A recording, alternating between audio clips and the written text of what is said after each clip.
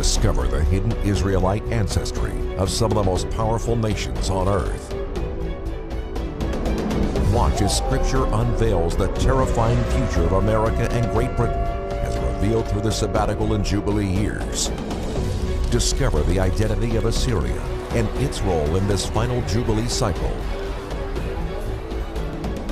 Learn of the pending judgments that are to be soon poured out as a result of transgressing the sabbatical years. Sighted Moon.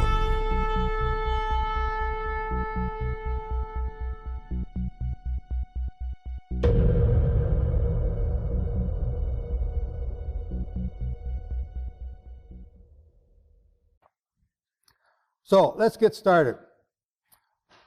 Who are the lost 10 tribes? Now, some of this may be old news to some of you. Some of it may be new news.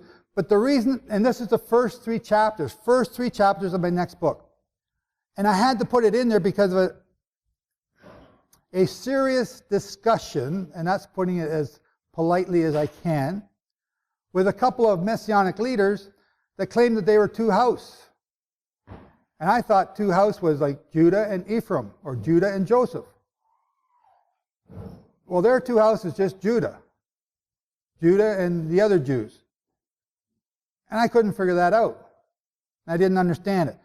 So we had a pretty lively discussion about that and a whole bunch of other things. So after that, the stuff that I assumed everyone understood, I had to go back and demonstrate and prove it so that they can understand it. Like I said, I have to prove it so that you can't you can't get your butt off the wall once I've nailed it to the wall. So we're going to answer these questions: where they went and what they are called today. One of the great questions everyone asks is, we know that Gog is Russia and Magog is Russia or China, whichever one you want to pick. And they're mentioned in the Bible. But they're not the greatest nation on earth. The United States is. Britain is. And where are they? So right away the horns go up. He's talking about British Israelism and the Worldwide Church of God and Armstrong Evans, because he come out of the Worldwide Church of God. Okay. Have you ever checked it out? So someone's branded it and made it ugly looking. See, because I was also told that this book is bad for you and it's going to teach you bad things. Don't ever look at it. And if I'd believed that, I'd have never opened it.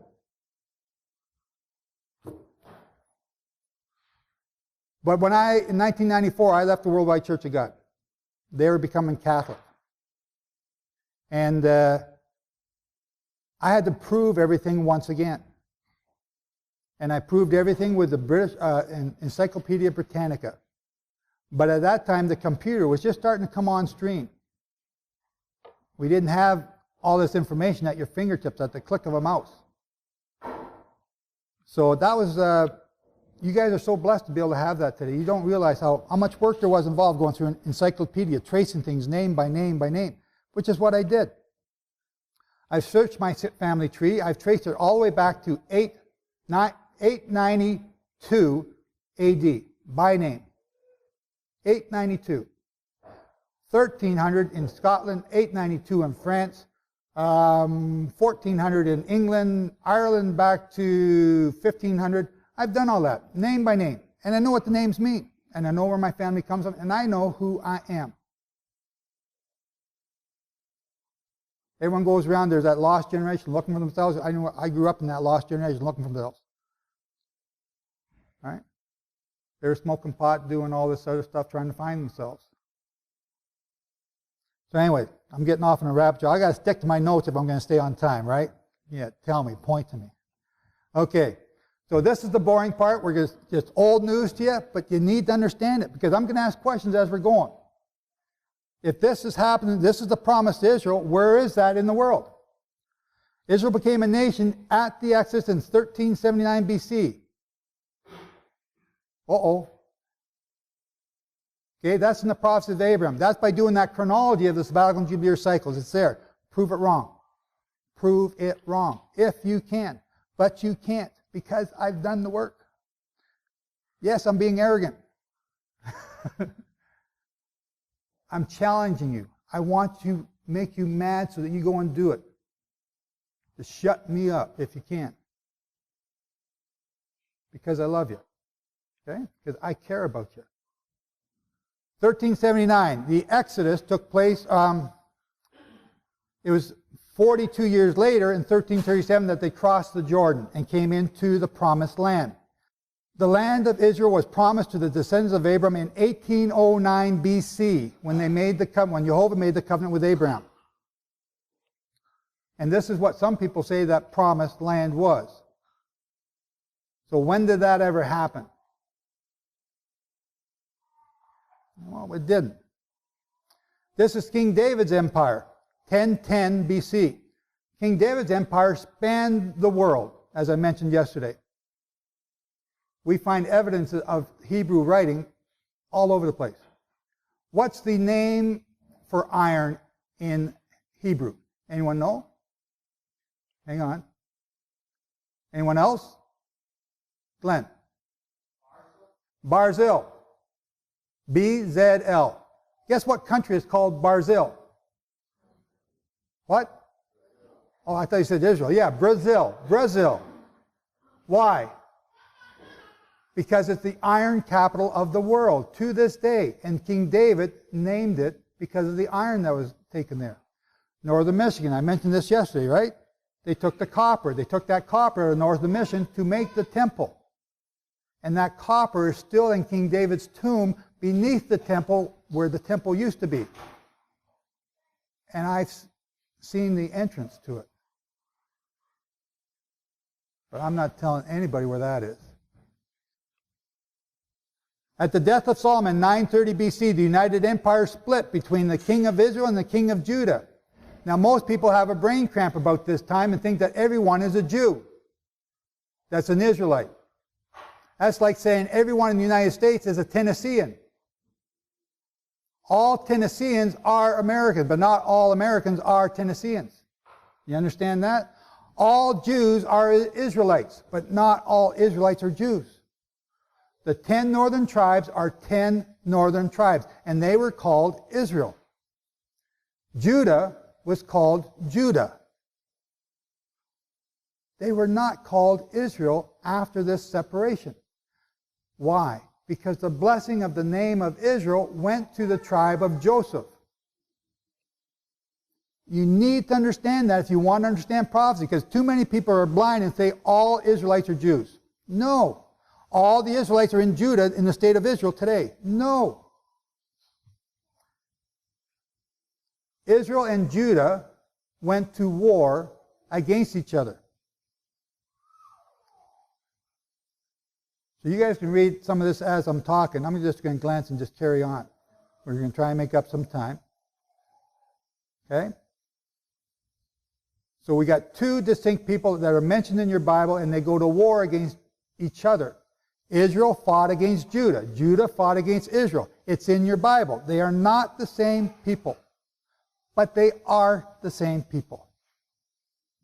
Understand that. They are, like Tennesseans are Americans, but Americans aren't Tennesseans. Not all of them. So here's the 10 tribes. This is the way they're laid out, and that's the magnitude of their empires before they went into captivity. So in Genesis 15:4, and see the word of Jehovah came to him, saying, this one is not your heir, talking about Ishmael, but he who comes from your own body is your heir. And he brought him outside and said, look now forward toward the heavens and count the stars, if you are able to count them. And said to him, so are your seeds. I'm even having a hard time reading that on my screen. Genesis 12:2. And I shall make you a great nation, and bless you, and make your name great, and shall be a blessing. And I shall bless those who bless you, and curse him who curses you, and in you all the clans of the earth shall be blessed. So this Manasseh tribe in northern India is more numerable than all the stars in heaven, right? No. Those tribes that they're finding in China are more numerable than all of heaven. No. Remember these blessings that are to come to Israel.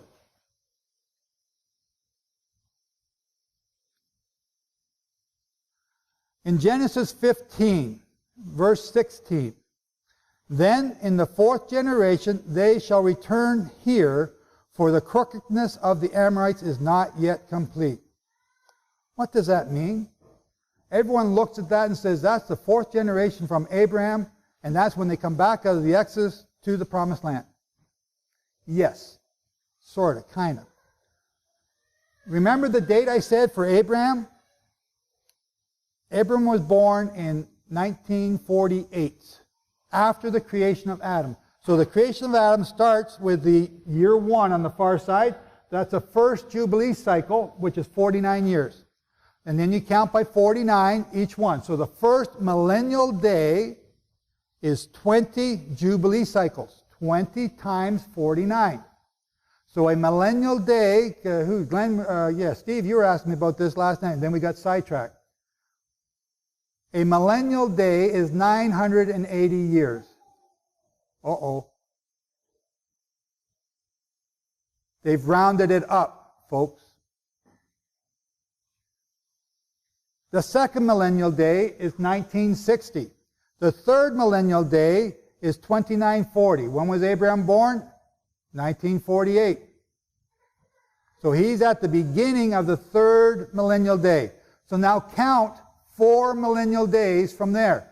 So you count the orange as 1 because it's at the beginning, so you count all of it. The red one is 2. The fifth one, or the blue column is 3. And at the end of the 4th millennial day is the purple one. You see the date down there? 5880. 5880 matches our date of 2045. Now this is in the Prophecy of Abraham. It's there. I compare them back to forth so you can see both calendars together. 5880 is 2045. That means that right now we are in the year 5849. 5849. Where's 5849 in here? Right near the end of this 4th day from Abraham. Do you see that? If you don't see it, it's in the Prophecies of Abraham. We don't have any Prophecies of Abraham here to give away or sell. You can get them on my website and order them. But this is in that book. And that's why it's there, to show you that the 4th day from Abraham, the 4th millennial day, is right where we are now when we are about to go back to the land. But we're not going back the way many people are teaching you. And I'm going to show that to you this week. Genesis 17, verse 5. And no longer is your name called Abram, but your name shall be Abraham, because I shall make you a father of many nations. Not one, many nations. How many states of Israel are there? How many Israelite nations are there? 13 plus more. 13 is 13 tribes of Israel. And some of those Israelite tribes have developed other tribes. And we're going to show you that. And I shall establish my covenant. There's that covenant again. The covenant keeps coming up all through this teaching all week long. Between me and you and your seed after you in their generations for an everlasting covenant to be Elohim to you and your seed after you. And I shall give to you and your seed after you the land of your sojournings, all the land of Canaan, and an everlasting possession, and I shall be their Elohim. A great nation, multiple nations. Where is that if it's the Jews?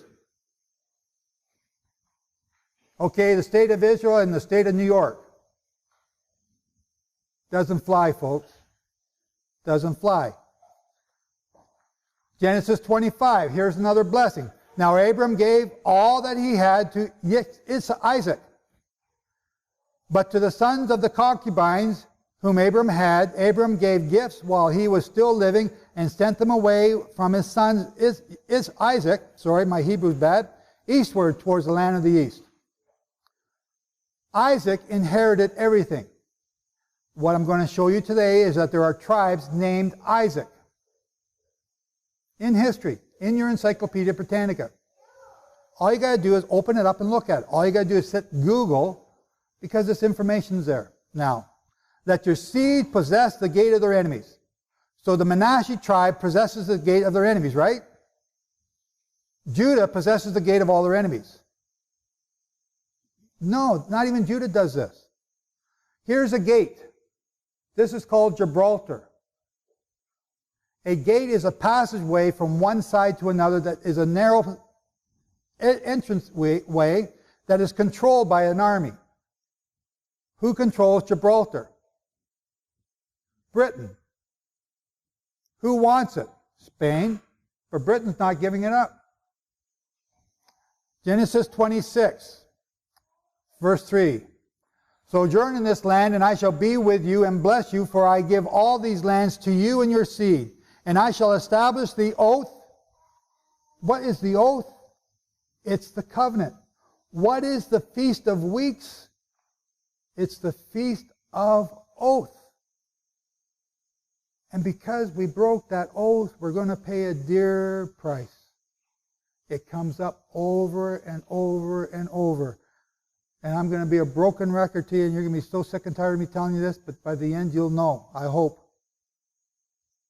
And I shall increase your seed like the stars of the heavens, and I shall give all these lands to your seed, and in your seed all the nations of the earth shall be blessed. So he's talking to Isaac now. Because Abram obeyed my voice. And remember what I said yesterday? Guarded my charge. Guarded my Sabbaths, my commands, my laws, and my Torah. When you guard something, you protect it. You don't let people trample all over it. Nobody comes to my house and does business on Shabbat. People try to sell me windows on Shabbat. Every Shabbat. So we don't answer the phone no more. Guard the Sabbath. Make it a part of your way of life. Genesis 26:60. And they blessed Rebekah and said to her, so Rebekah is now going to be Jacob's wife. Let our sister become the mother of thousands of 10,000s, and let your seed possess the gates of those who hate them. So there's that possession of the gates again. Interesting, it's come up again. Now here's something that I find that most people read over and don't quite get, but this is such an important clue to who you are. Genesis 25:22, and within her, this is Tamar. Within her, the children struggled together, and she said, if all is right, why am I this way? So she went and asked Jehovah, and Jehovah said to her, 2 nations are within your womb. 2 nations. Who's this? Tamar. 2 nations are within your womb. And 2 peoples shall be separated from your body. And one people shall be stronger than the other, and the older shall serve the younger. This is Tamar. What's going on here? Is it? Good. I'm glad you're paying attention. That was a test. Thank you, Rebekah. And the first came out red all over like a hairy garment, so they called his name Esau. I've actually got the wrong slide up here. And afterward, his brother came out. That's the right slide. So his name was called Jacob. And you all know the story. Esau comes in looking for he's starving after going hunting, and he wants food. And Jacob, being the good Jew boy that he is, sells it to him. Jacob wasn't Jewish, folks. There were no Jews alive at this time. So stop the bigotry and the anti-Semitic statements that come out of people's mouths. Correct them. That's not right. Jacob wasn't Jewish. But you know this story.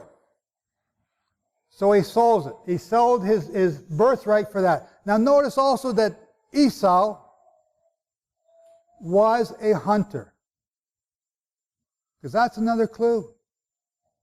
Jeremiah says, I will send you fishers to fish you out.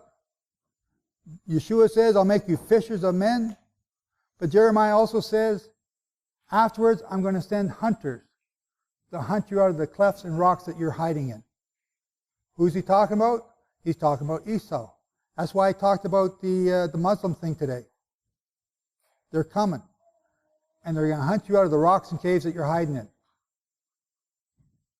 So now, Jacob does a little double cross on his old man. And he fools him to get the birthright blessing. But the birthright blessing was already given to Rebekah, so he didn't have to do this. But he did. So here we have the blessings. 27, Genesis 27. Let people serve you, and nations bow down to you. Be master over your brothers. So who's his brother? Esau.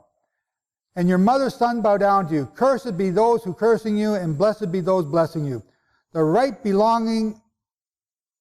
birthright belonging naturally to the firstborn son. To attain this blessing from his father, Jacob resorted to tricking the blind aged Isaac into believing he was Esau. So we know that. But Esau also gets a blessing. Genesis 27:37. Isaac answered Esau, see, I have made him your master, and all his brothers I have given to him as servants, and I have sustained him with grain and wine. And what then shall I do for you, my son? Isaac talking to Esau. Now listen carefully. And Isaac his father answered and said to him, see, your dwelling is of the fatness of the earth.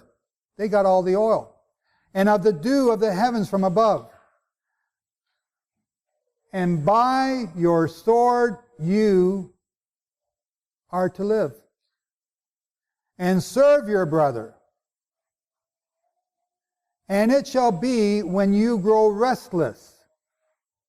What's on the nightly news, folks? When you grow restless, that you shall break his yoke from your neck. Esau is getting restless right now. It's called the Arab Spring. It's still going on. It's going on in Syria. This stuff is happening right now. And you're all going, I don't know about you, but the ones I see, wake up. Wake up. And Isaac called Jacob and blessed him and commanded him and said to him, do not take a wife from the daughters of Canaan. Arise, go to Padan Aram. That's where I have my vineyard right now. That's so cool.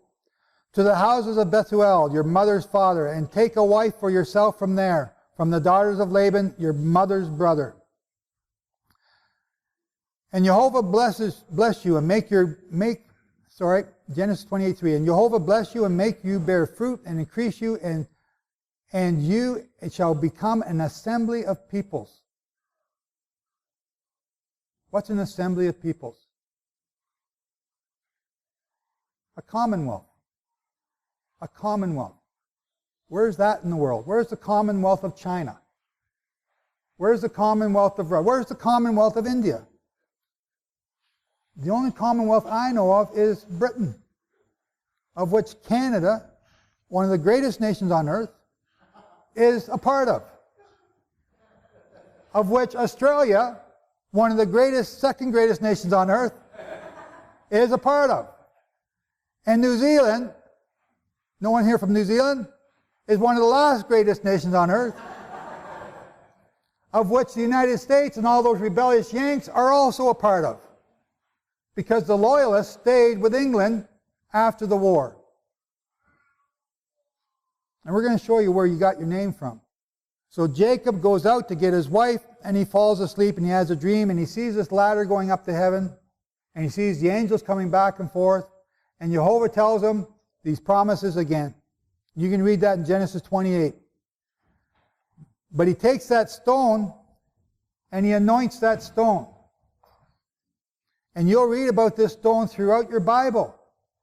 The pillar stone that all the kings of Israel had to be anointed on. And Jacob set it up. It's a column in Elohim's house. This is a stone in Jehovah's temple. I am the El of Bethel, where you anointed the standing column. See, even Jehovah took notice of this column. This is a very special column. Here's Bethel. See it in relation to Jerusalem. And Jehovah, Genesis 35, verse 1, and Elohim said to Jacob, Arise, go up from Bethel, and dwell there, and make an altar there to El, who appeared to you when you fled from the face of Esau your brother. And Jacob said to his household and to all who were with him, Put away the foreign mighty ones that are among you. Who had them? Rebecca. Or Rachel. Rachel. I'm getting my women all mixed up today. That's okay, it's early. I'm allowed to be dopey too. And let us arise and go up from Bethel, and let me make there an altar to El. We're looking for that altar right now. We found one at the two mountains, the mountains of blessings and cursings. I was on the wrong mountain last year. So they put away all their idols, and they kept on going. Let's see. So here we read of that pillar again in 2 Kings 11. And he brought out the son of Sovereign and put him on the diamond, put on him the diamonds and the witness, and they set him up to reign and anointed him, and they clapped their hands and said, Let the king live. Long live the king. You say that every time you elect a president. No, you don't. We do. Long live the Queen. We say that in Canada. Because it's a tradition that started right here in 2 Kings. And Athaliah, that wicked woman that I told you about yesterday, those 4 people that were removed, blotted out, Athaliah heard the noise of the runners of the people, and she came to the people into the house of the Lord, the house of Jehovah, and looked and saw the sovereign standing by the column, by that stone that Jacob had slept on. There it is, right there. That's where they anointed the king. 2 Kings 23:1. And the king sent, and they gathered to him all the elders of Judah and all of Jerusalem. And the king went up to the house of Jehovah, and all the men of Judah and all the people of Jerusalem with him, and the priests and the prophets and all the people. This is a big deal, what's going on here. From the small even to the great. And he read all the words of the book of the covenant. Oh, there's the covenant again.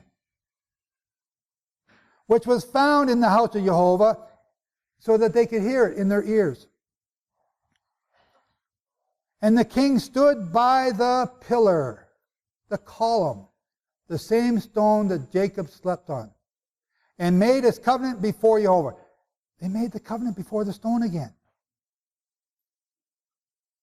What is the stone that Jacob had?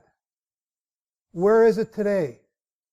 That stone was just taken from England back to Scotland. That's what these people are doing here. It's a big deal in Scotland. How many of you are Scotch? See, I wouldn't admit it too much because they're pretty dang stubborn. How many of you are Irish? Oh, so that takes care of the Scottish people. How many of you are English? How many of you are Newfie? We win. Newfoundlanders, for all you guys that don't know what a Newfie is. We're the funny people from the far eastern coast of Canada. This rock is important in Scotland.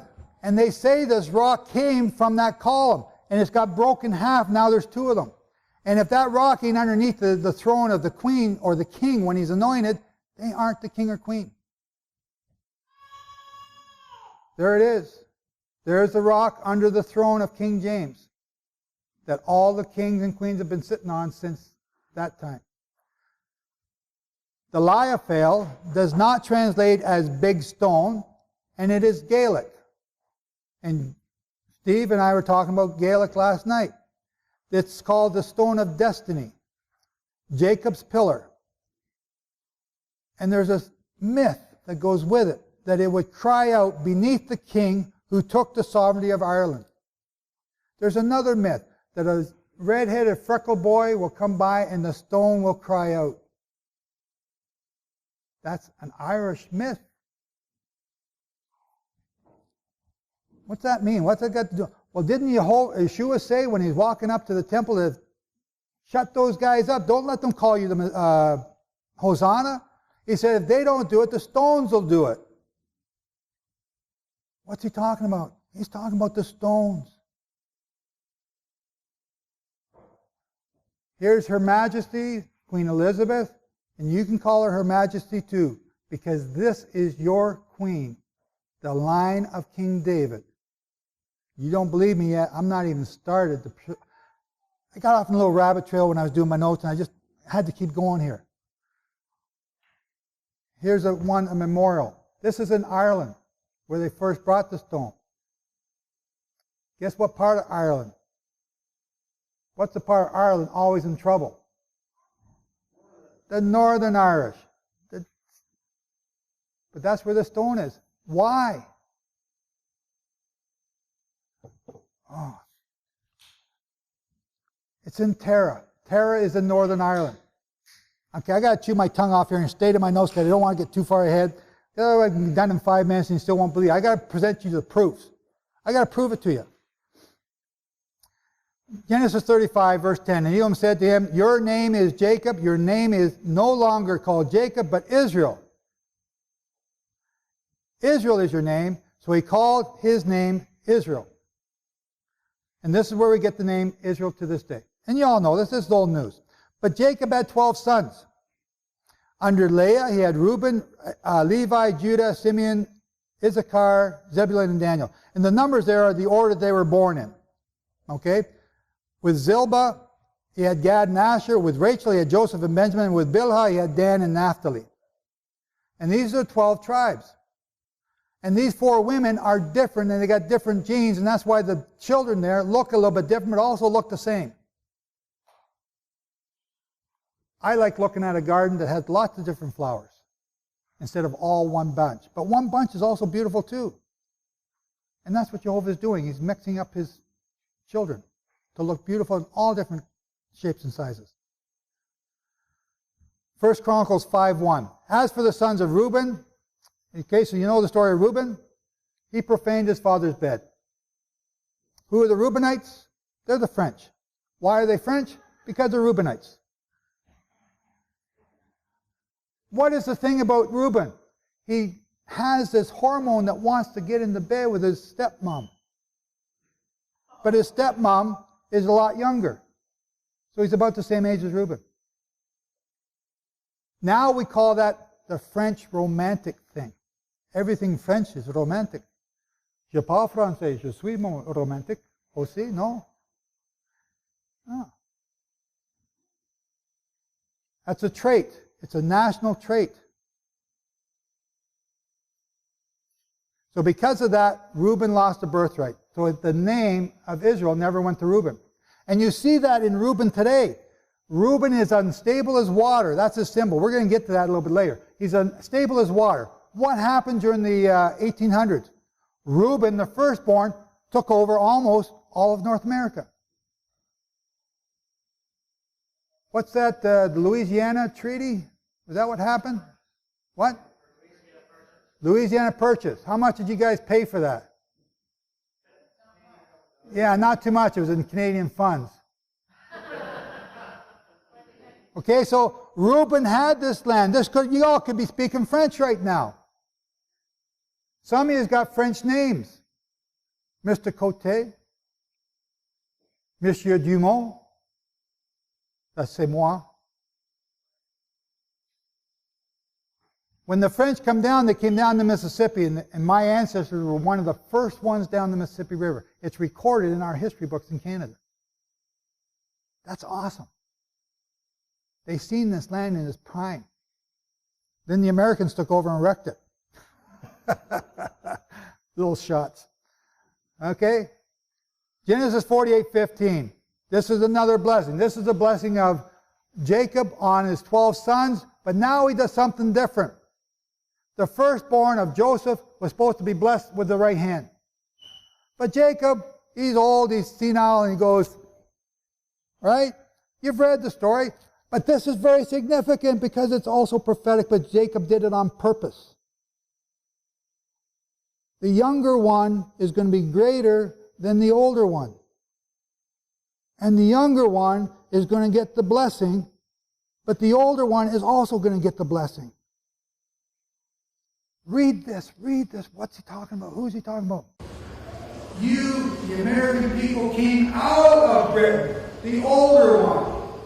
You came out of us, and you are greater than us. And you are us. And I say us as the British, Canada, Australia, New Zealand, South Africa. And we have people from, except New Zealand here today. Amazing. So this blessing is very significant.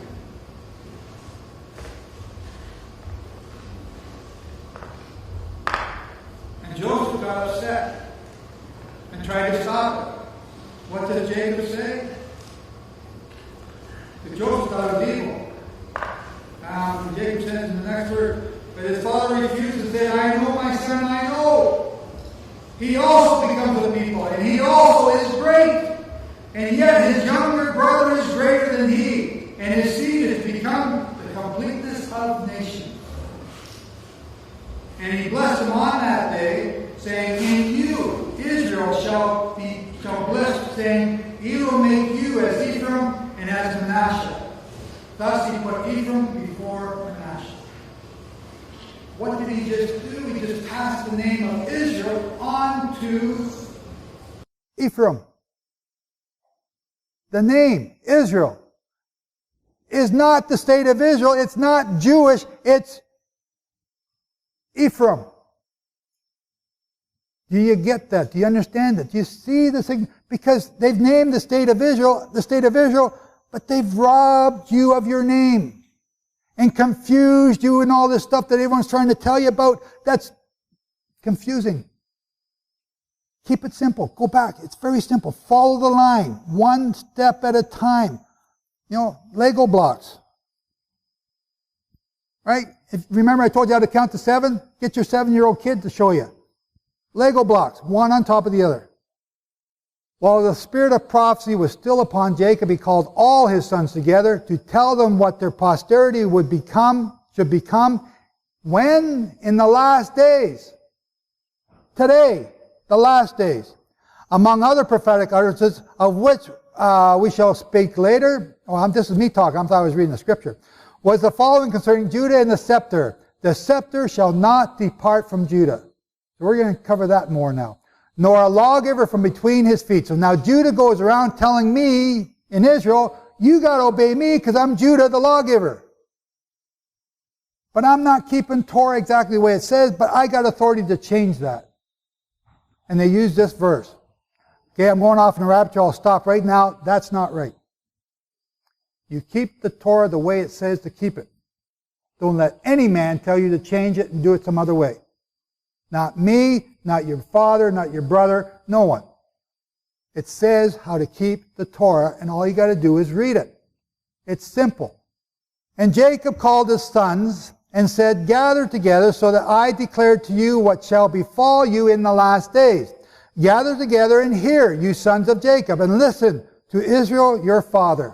Now, we're going to be talking, I'm not sure where I'm going yet, but we're going to be talking about some heraldry later today, and I want you to pay attention to these symbols. Reuben, you are my firstborn, my power, and the beginning of my... So imagine you talking to your own son. And the beginning of my strength, the excellency. So this is what the French do. We think we're pretty good. We should have power because we're French. In Quebec, we have French laws, so you can't speak English or any other language in the province of Quebec. Why? Because we're French, and we're the best, and we're the French. That's what the French, I love the French, that's my ancestry. The excellency of exaltation and the excellency of power. And this is a symbol for Reuben. In Messianic circles too. Reuben's two symbols are man and water. The primary symbols.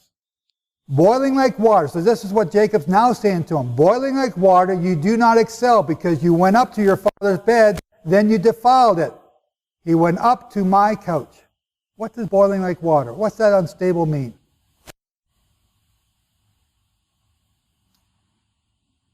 If you look at the French government, how many parliaments have they had? How many constitutions have they had? Lots. Unstable as water. They keep mixing things up because they can't fix it and say, that's it, that's the way it's going to be. No, we're going to change the next election. And we're going to have that next election in 2 years instead of 4 or 5 or 6. That's the French. So, here's the next one. Simeon and Levi are brothers. Their weapons are implements of violence. Let my being not enter their council. Let my esteem not be united to their assembly, because they slew a man in their displeasure, and they lamed an ox in pleasure. Cursed be their displeasure, for it is fierce, and their wrath, for it is cruel. And I divide them in Jacob, and scatter them in Israel. Wow. How many of you are Simeonites? No volunteers. How many of you are Levites? Oh man. Okay, let me ask you this. How many of you know your family crest? Got one? Oh, we got a few hands. Okay. How many of you have in that family crest from Scotland, Ireland, England, a sword on it? Oh, there's a Levite. There's a Simeonite back there.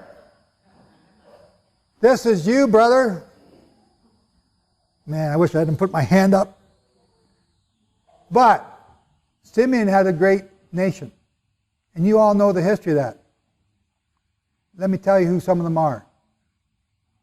The Trojans. The Trojans. Some of the best military men in the world are Simeonites. We need Simeonites in almost every nation because they are our military strength. That's what they're good at. See, I'm good at organizing stuff. That's what I do at work, to bring things. I'm not good at doing everything individually. I bring lots of people in that they can do it. We have our talents, and these are God-given talents that we've inherited. Simeon is military. Levi is military. Why? Because they slew Shechem. Remember that story? This is where this comes from. But they did it because he raped their sister. So it's kind of like a righteous justice. Simeon, Levi, here's their secondary symbol. How many of you guys that didn't put up your hand have this symbol in your family crest? A castle. No?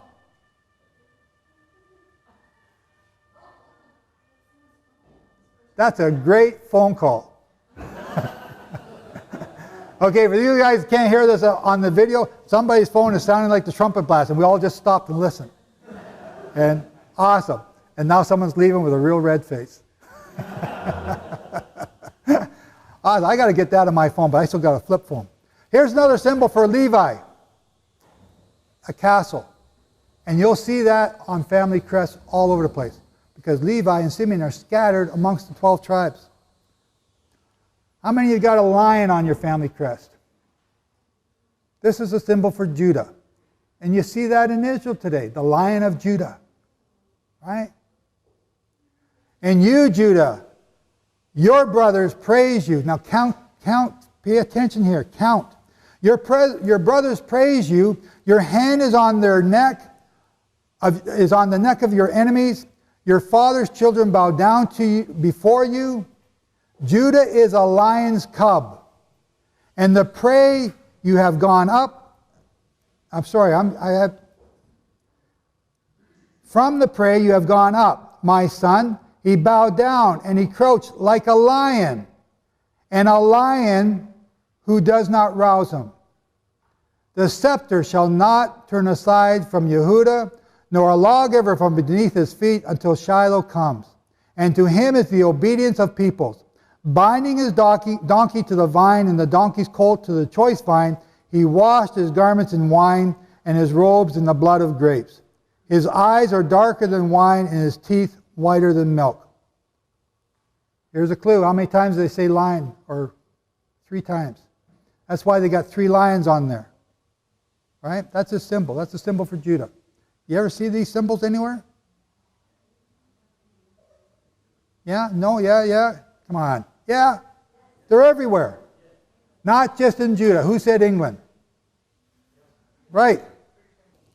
Zebulun dwells in the seashores. He is for a haven for ships, and his brother is unto Zion. And that's his symbol. So now we're going to get into some of the lesser brothers. That the symbols are a little bit harder to identify and put your thumb on it. But this is what people are coming up with. Issachar is a strong donkey lying down between 2 burdens, and he saw that a resting place was good, and that the land was pleasant, and he inclined his shoulder to bear the burden and became a subject to slave labor.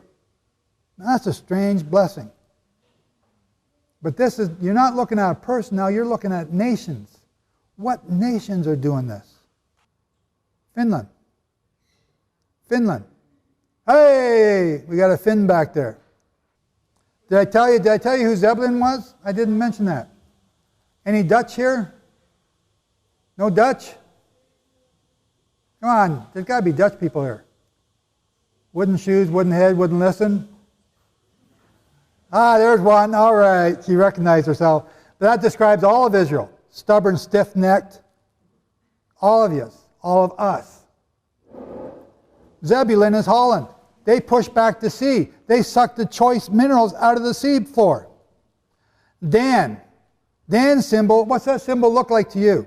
Dan rightly rules his people as one of the tribes of Israel. So what's Dan? He's a judge. What does Daniel mean? Judge? Does it not mean judge in Hebrew?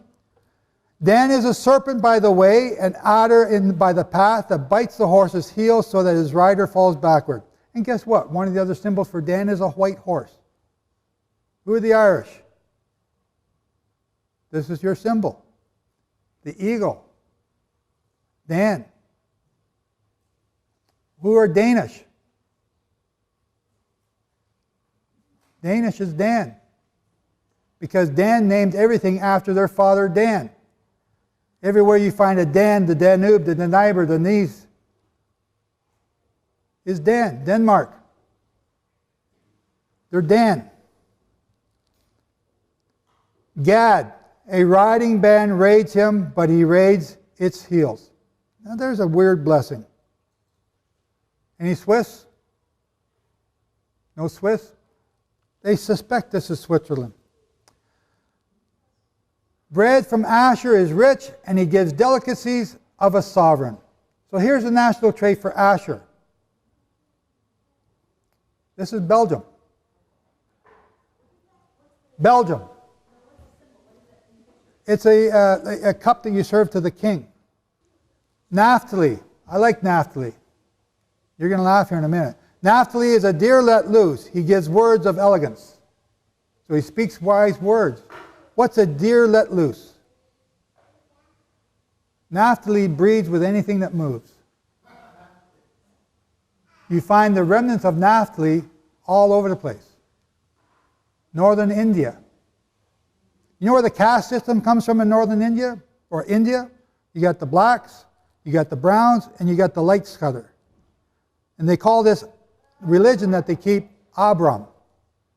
It comes from Abraham. It's been perverted after the years, but that's what they do. Why? Because the Naphtalites mixed in with the northern India's people. Naphtali also went over to China. I'm getting ahead of myself. But then they moved up to Norway and Sweden. The equality of the sexes in Sweden took hold long before many other countries experienced the same trend. The incidence of premarital sex exceeds 90%, and divorce is granted on almost any grounds. Much pornography comes out of Sweden. And when I told you about Eastern Turkey and the Muslim people looking at blonde women dancing around singing, they see Swedes. Benjamin is a wolf that tears. In the morning and eats prey, and at night he divides the spoil. Who has a wolf as their symbol in your family tree? Okay, the Australians come from England, right? They were the prisoners that they didn't want in England, so they shipped them all to Australia as prisoners. And they let them go down there. England was invaded by the Vikings. The Viking symbol is a wolf. A lot of the Vikings are Benjamites. Here we go. Joseph is an offshoot of a fruit-bearing tree. An offshoot of a fruit-bearing tree by a fountain.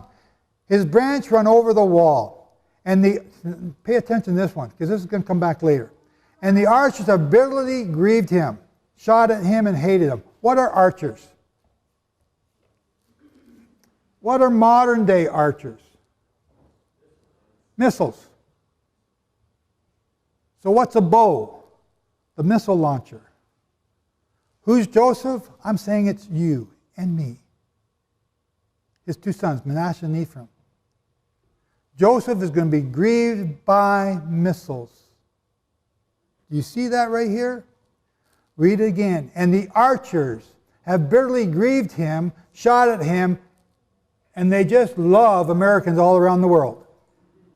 No. The only place that you guys might be loved is Canada, because everywhere around the world, you're hated. Sorry to tell you that, but you are. You are the great Satan. The little Satan is Israel, your brother, Judah. Why is that only those two countries are hated in the world? Because you're related. And this is what I'm trying to show you. These things are related, you're related, and that's why you're hated. Yeah, maybe some of your government policies are kind of, oh, okay, Joe, they pack heat here, shut up. Verse 24, but his bow remained in strength, and the arms of his hands were made strong by the hands of the mighty one of Jacob. And there is the shepherd, the stone of Israel. From El of your father who helps you, and by the Almighty who blesses you, and blesses you of the heavens above, blessings of the deep that lies beneath, blessings of the beast and of the womb, of the breast and of the womb. The blessings of your father have excelled the blessings of my ancestors, up to the limit of their everlasting hills. They are on the head of Joseph, and on the crown of the head of him who is separated from his brothers. This is a great blessing that we have been given. And there's the symbols for Joseph. A bull and a unicorn. How can a mythical symbol of a unicorn become a symbol? Because the unicorns all missed the boat with Noah, so they shouldn't even know about them in this day. But if you look in your old King James, the unicorn's mentioned there many times, and when you look it up, it's a prophecy. Where do you see the unicorn today in your family crest? Standing on one side of the shield of England. On the other side of the shield of England is the lion. Now notice something about, well, we'll get that in a minute. I'm jumping ahead, but just pay attention. But there's also the bull. What's the nickname for England? John Bull. That same symbol of John Bull is called Uncle Sam. Same symbol. Go figure. They're brothers. Joseph is an offshoot of a fruit-bearing tree. Oh, I just read that. Here's the other symbols for Joseph. You recognize those symbols? See, I've got sheaves of wheat in my family. This is Manasseh. The arrows, where do you guys see the arrows? I don't know, we're in the States. Yeah, James doesn't know, he wouldn't know that symbol.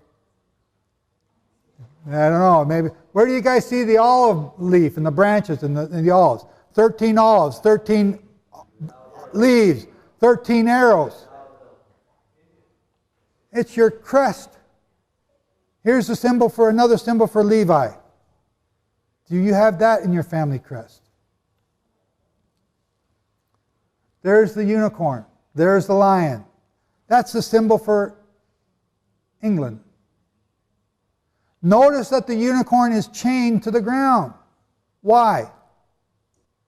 Because the unicorn went into captivity and never come back. The unicorn represents Israel. The lion represents Judah, and the crown is on the lion. There is no crown on the unicorn. These are symbols that you see every day when you go out and look, and you don't have to look very far. They're part of your family tree. This is heraldry. Heraldry is the most regulated regulated. I can't think of the other word.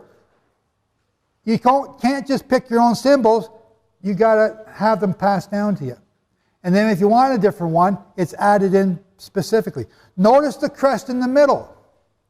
Remember the 3 lions? There's 3 lions there in the 2 diagonal corners. And then there's another lion standing up. Who has that symbol of the lion standing up, the red lion standing up? That's Scotland. I thought we had some Scots here. Oh, that's me. You forgot who you were. Look at your symbol there, the red lion. The 3 lions is the royal line, Judah, England. But they also got the harp. Where'd the harp come from? King David. What nation has a harp? Ireland. That's their national flag. King David came to Ireland. What? I thought they were just a little bunch of people, never got off the map, never moved out to Israel. No, he had an empire that circumnavigated the world. He came to Ireland. He visited Ireland. They loved him. They made the harp their symbol after him. And there's so much more to that. See the red poppy down here?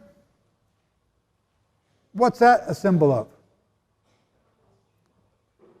What's the national symbol for the state of Israel? What's the national flower? You name your daughters after it.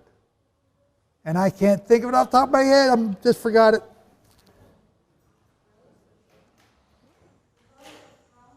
Say what? Help me out. The Rose of Sharon? Yeah, I think that's it. I got it in my notes. We'll see if I come across it. We got 13 bars. We got 13 olive leaves. We got 13 arrows. Why do we have the Star of David above the eagle's head? Do you see the Star of David there? In the stars. But something even more incredible. The Star of David, the stars are inside a Shekinah, the cloud that covered the mercy seat. How do we get that symbol here for the United States, a bunch of Yanks that rebelled against the King of England? The 13 colonies. Why did you have 13 colonies? Jehovah's trying to show you something on an ongoing basis. You're part of the 13 tribes of Israel. How did we get 13? What happened? Oh, yeah. Joseph was changed to Manasseh and Ephraim, and they became Jacob's sons. So instead of 12, there's 13. Right? It's not just Judah. 13 stripes, 13 founding states, 13. Unlucky number 13. No, it's 8. It's a very blessed number. Okay, here's the Royal Coat of Arms for Scotland. I got to read this because I really want you to learn this. When I found this was wow.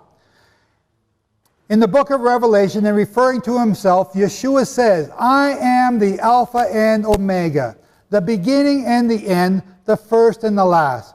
The significance of this is that Alpha and Omega are the first and the last letters of the alphabet of the Greek language in which the New Covenant, New Testament was written. And by using them as a name for himself, Yeshua is emphasizing his identity with the one eternal and everlasting Jehovah, the first and the last of all things. Because we're talking about something that's right there in front of your face, and you don't see it. I'm jumping up and down because this is so cool, and you don't see it. These two letters in the Hebrew alphabet are the Aleph and the Tav. Okay, you know that. You guys are all pretty good at Hebrew. I'm not. And in the original Hebrew, the alphabet the original Hebrew alphabet, the Aleph, appears as a diagonal cross as an X, such as the white X in the blue flag over top of the unicorn. And the Tav is an upright cross, such as the red cross over top of the lion. Thus, when combined as a symbol to express the idea of eternal Jehovah, they would appear like the cross on Britain's shield and the flags of Britain. They're also on the Celtic and Israelite flags of northern Spain and the Union Jack. In Or Torah, which is the name of a book, O-R Torah, by Rabbi Dov Ber, B-E-R, the Maggid of Mezerich, he explained first words of Torah, Bereshit bara Elohim et. Okay, I'm very bad at Hebrew, so please forgive me. Genesis 1:1. In Hebrew, Bereshit bara Elohim et. Note that the et, E-T, is an untranslatable word used to indicate that a definite direct object is next.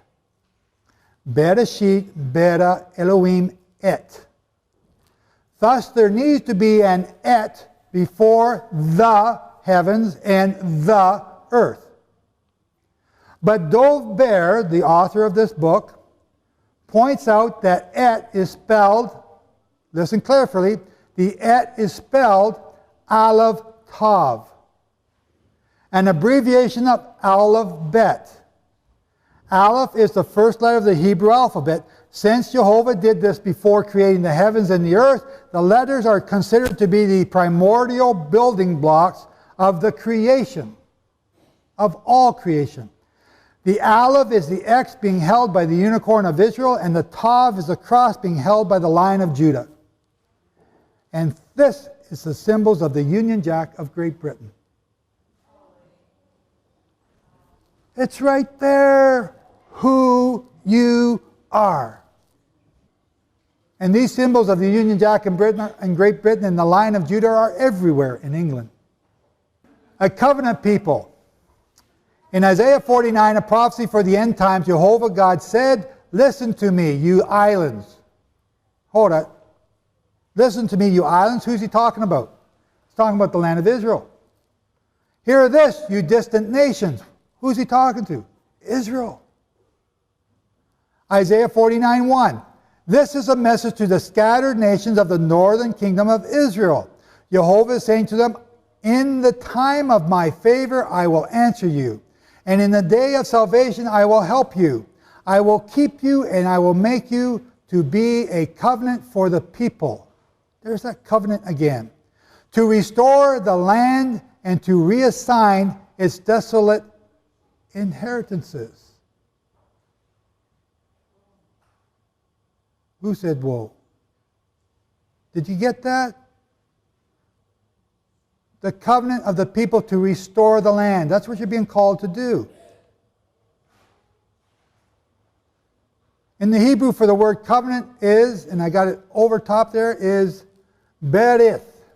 In Judges 8:33 and 9:4, it is used as a proper name, Baal Berith. This means Baal of the covenant.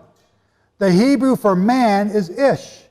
And if we take the Hebrew word, which means covenant, and the anglicized you come up with the Brit-ish people.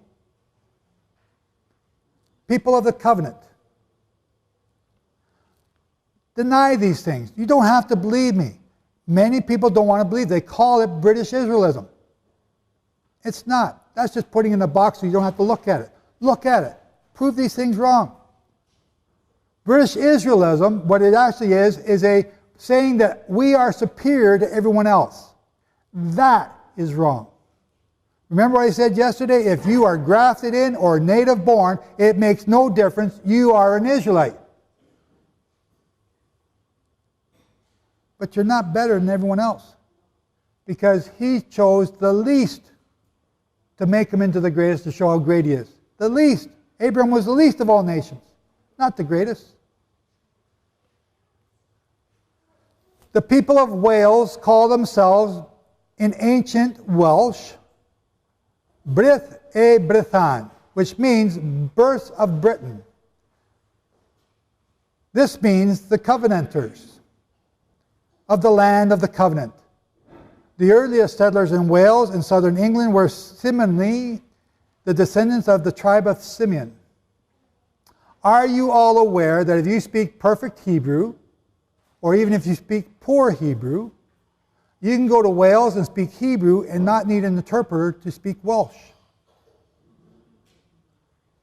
That's the same as speaking, well, Canadian and Texan. Actually, it's more like speaking British England, London, England, or one of the suburbs of London, that type of English, and your English, and I can't understand a word that they're saying, but it's English.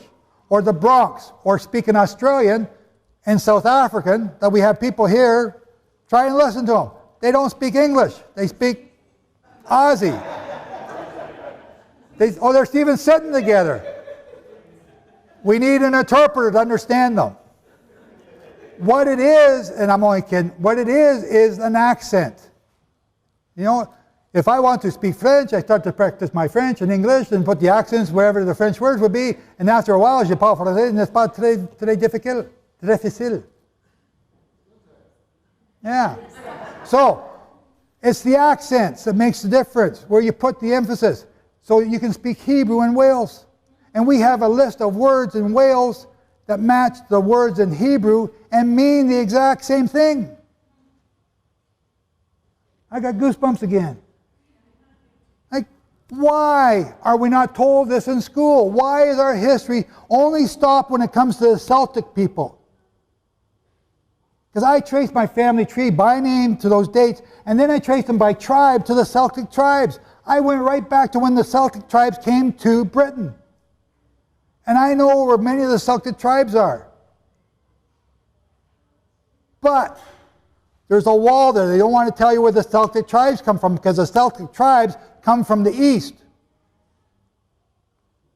So let's stop this line. We're going to stop right here now, and we're going to continue down another thread. We're going to rethink our brains, and I want to show you something else. Because now we're going to go to Numbers. Numbers in your Bible. And the numbers in your Bible are going to show you things that you haven't seen before.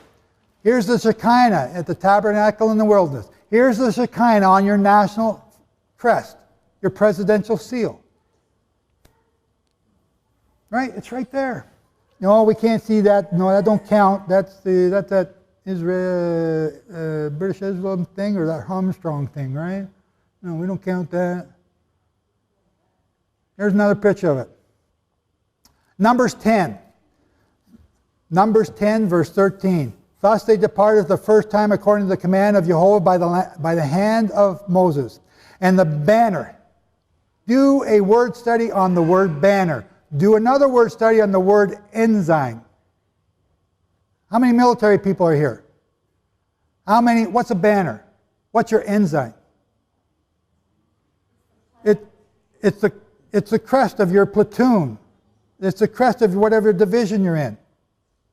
Okay? What we're going to read here now in Numbers is the crest or the ensign or the banner or the flag, because it's all the same word, over each of the tribes. Thus they departed for the first time according to the command of Jehovah by the hand of Moses. And the banner of the camp of the children of Yehudah departed first according to their divisions. And so you know that they departed in a certain order. And we're going to speed this up a little bit because you know this. They departed in a certain order, but the first was Judah. No, you don't get it. Oh, I got to read it again. And the banner of the camp of the children of Israel of Jehovah departed first according to the divisions, and over their army was, no, I missed a verse. Skip wrong verse. Where did it go? Oh, there it is. And the banner of the camp, the first to go, was the children of Judah. What?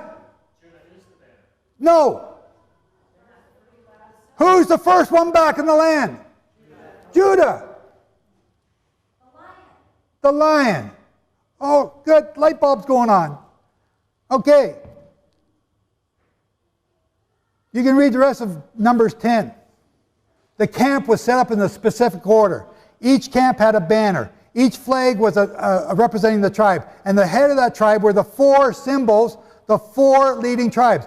Judah, Ephraim, Dan, Reuben. The four corners, the four stations around the camp, around the tabernacle. And what are those four symbols look like? The eagle, the lion, the bull, and the man. Guess what? Guess what? This is a cherub. You read about this in Ezekiel. This is what the cherub looks like. Why? Why? They're always associated with the holiness of Jehovah. When Adam sinned, cherubim were stationed at the entrance to the Garden of Eden to guard the way of the tree of life.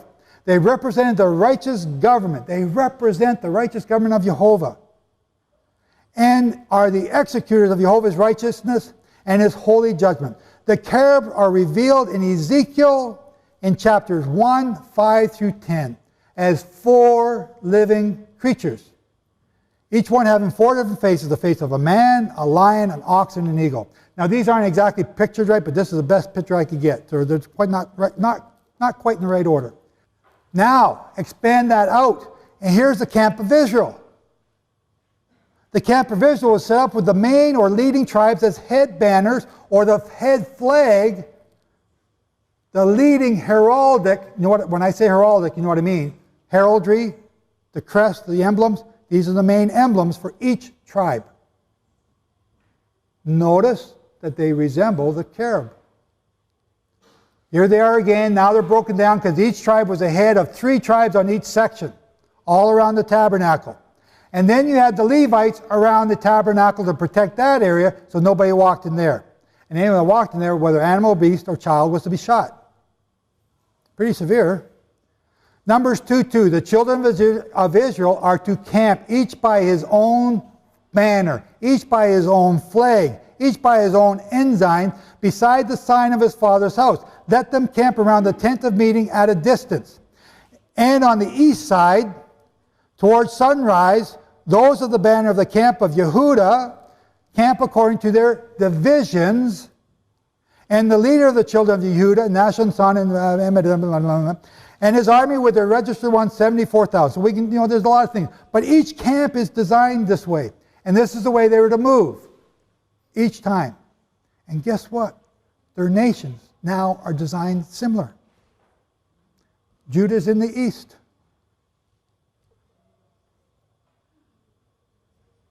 Right? It's kind of amazing. So now we got to stop that. I'm just, I gave you a little taste there. I got to stop now. I got to go someplace else. Because before the Exodus, something took place. We have other migrations to learn about. We have Moses, who came and took the people out of Israel. But before Moses came, there were other Exodus. And you read in the Chumash, however you say it, that 30 years before the Exodus, Ephraim tried to leave on their own because they calculated the 430 years to be 400 years. And they left 30 years early, and they got slaughtered by the Philistines on the northern highway into the promised land. Why did Moses take the southern route? Because the northern route everyone was so afraid of taking because they got killed there before. Just 30 years before. Utterly slaughtered. And Ephraim was devastated. Read that in the footnotes of your Chumash. Now, who is Danis and Cadmus?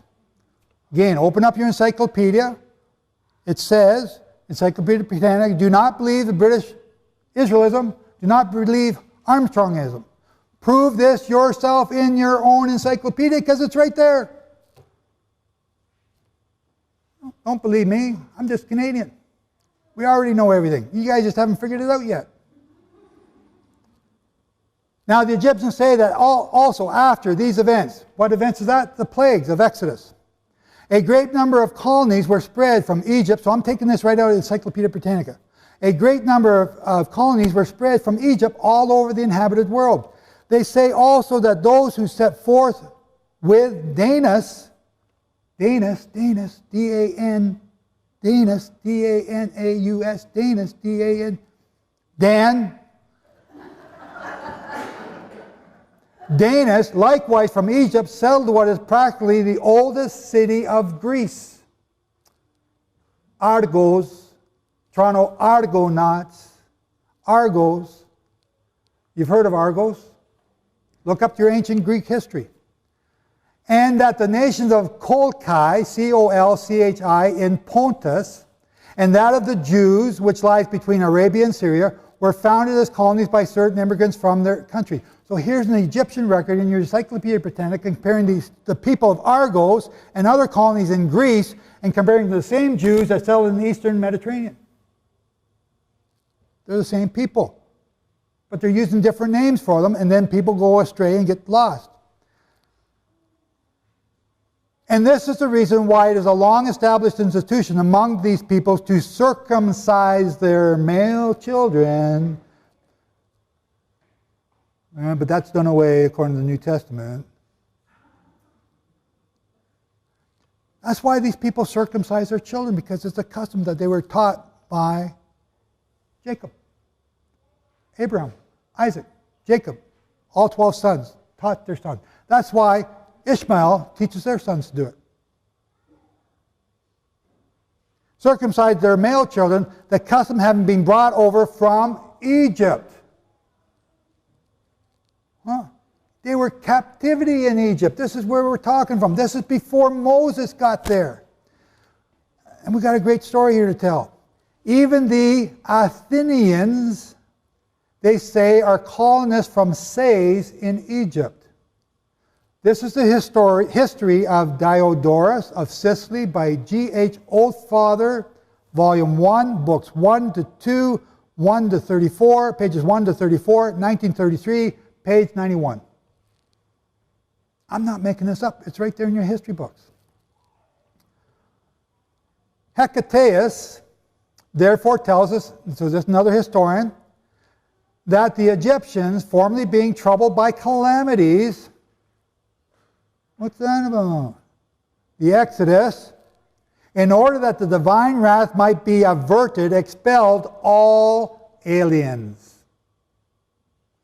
See, they're trying to cover up that Moses actually took them all out. So we gave them authority to go. No, Moses took them. This is the Exodus. Expelled all aliens, gathered all aliens to gathered all. See, I had trouble doing this on the video. It's only one line, and I couldn't say it. It took me 30 takes. Expelled all aliens gathered together in Egypt. Of these, some under the leaders of Danis and Cadmus migrated into Greece, others into other regions, a greater part into Syria. Syria is what they call Israel today, meaning Palestine. Oh, there's the note there. Their leader is said to have been Moses, a man renowned for wisdom. Who's saying this? Hecataeus, an ancient historian. Hecataeus. H-E-C-A-T-E-U-S. Look him up.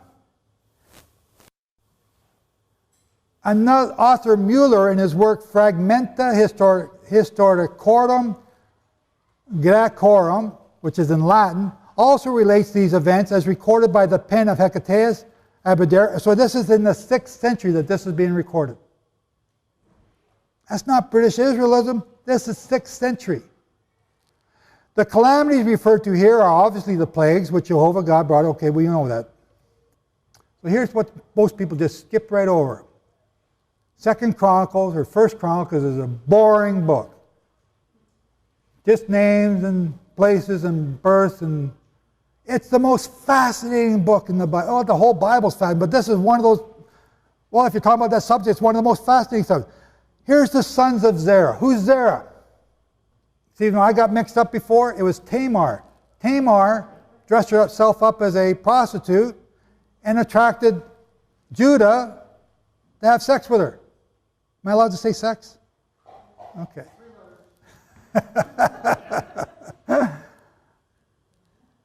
Because Judah did not give Tamar his sons after Tamar's husband died. The children came out. One put out his hand. That was Zerah. Then he pulled his hand back in, But before he did, the midwife tied a thread around his hand, pulled his hand back in, and out pops Phares. And she said, what happened here? How did that happen? Right? You know the story. So out pops Phares, and Phares is a line that goes all the way down to King David to Zedekiah, the last king of the Phares line.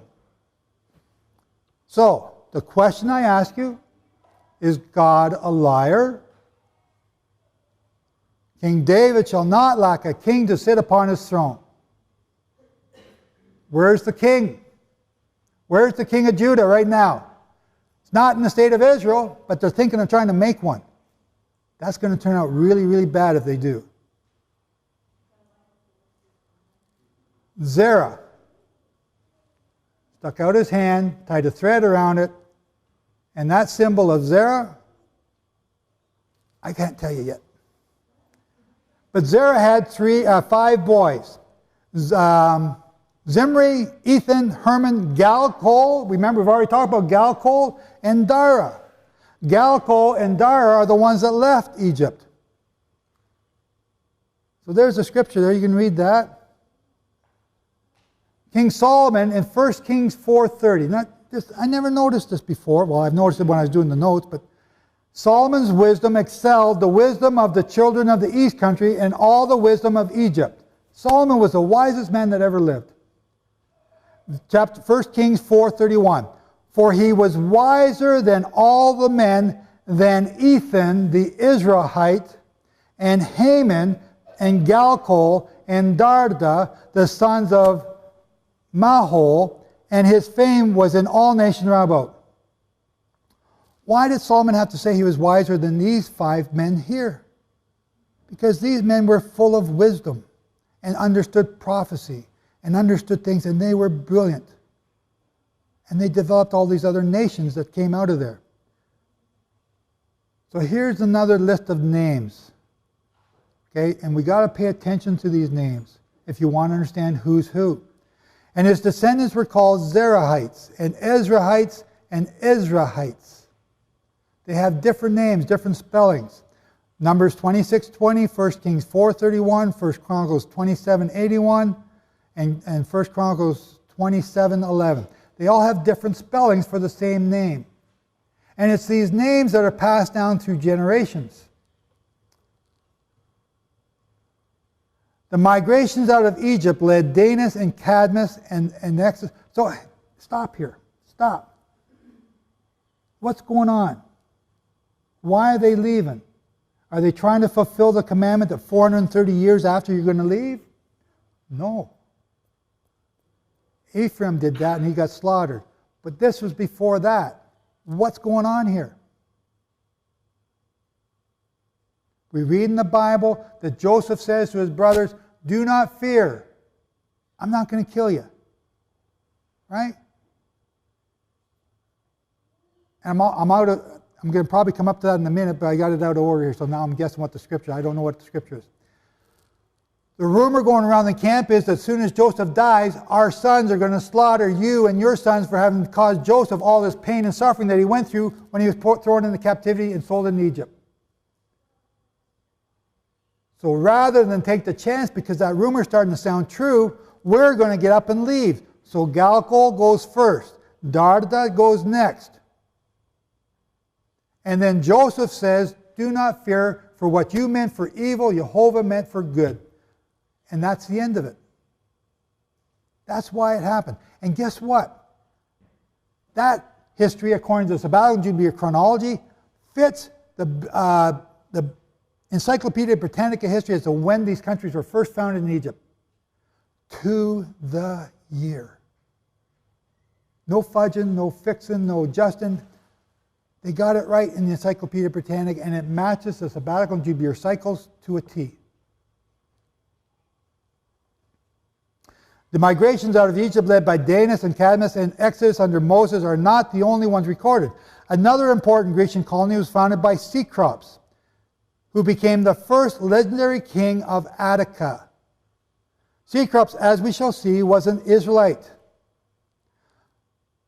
And according to the Harmsworth Encyclopedia, not Joe Dumont, the Harmsworth Encyclopedia, C. Crops, Galcol of 1 Chronicles 2:6, and Chacol of 1 Kings 4:31, and his brother Darda was the mythical founder of Athens and its first king.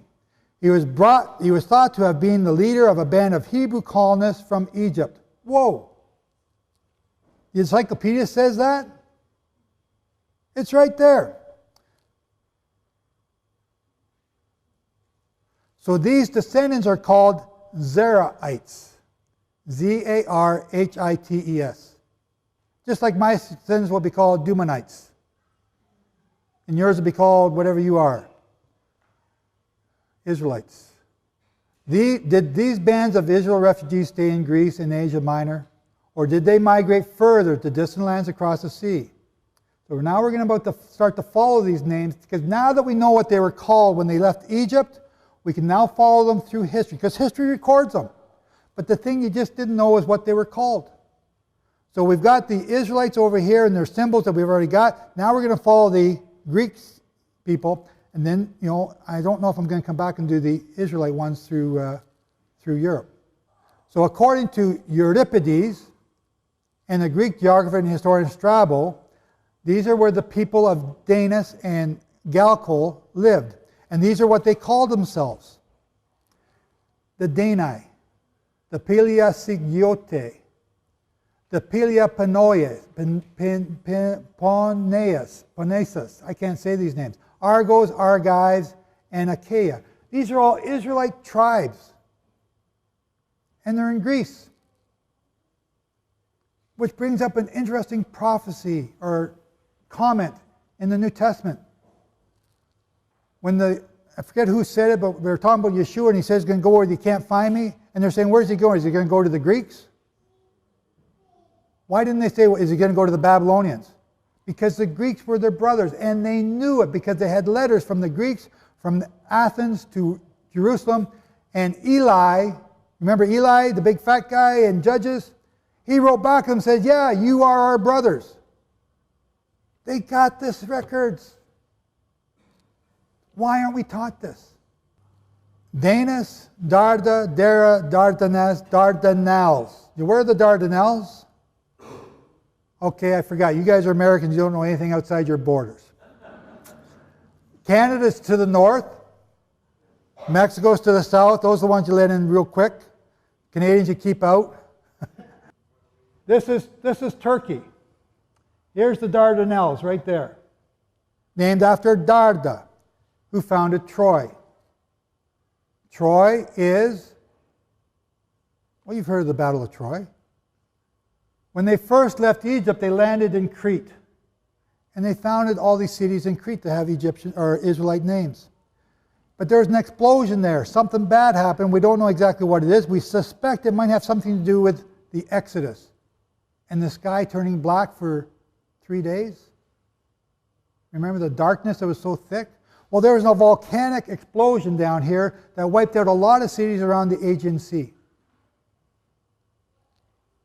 Because it says that Dardus came up to Dardanelle.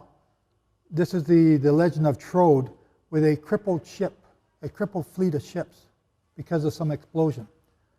There's a volcano there that blew up. So here's the symbols from Troy.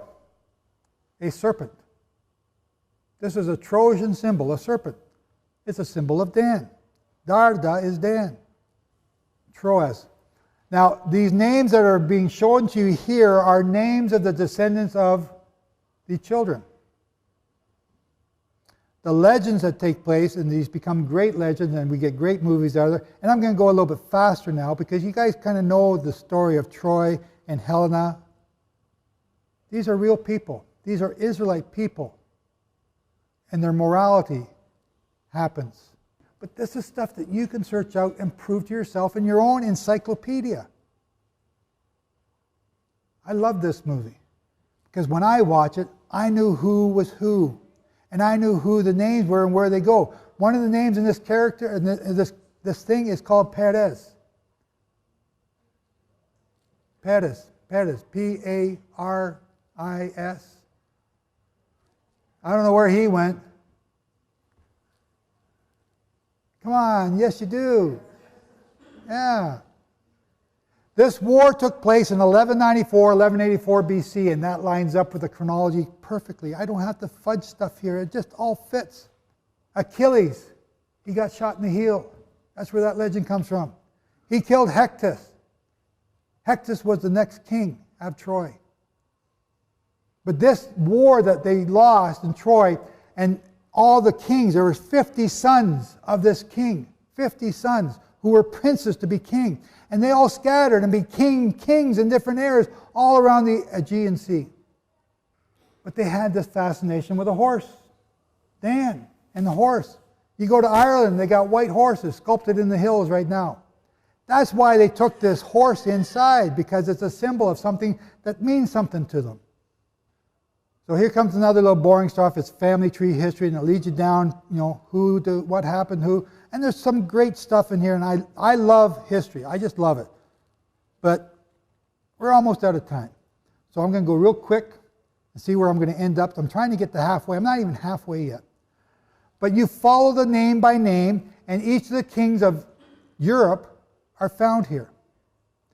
But what's going to get down to is a king in Rome, who is a king of the line of Judah, has a prophecy about this child that's about to be born, and the guy didn't like the prophecy, so he killed the prophet.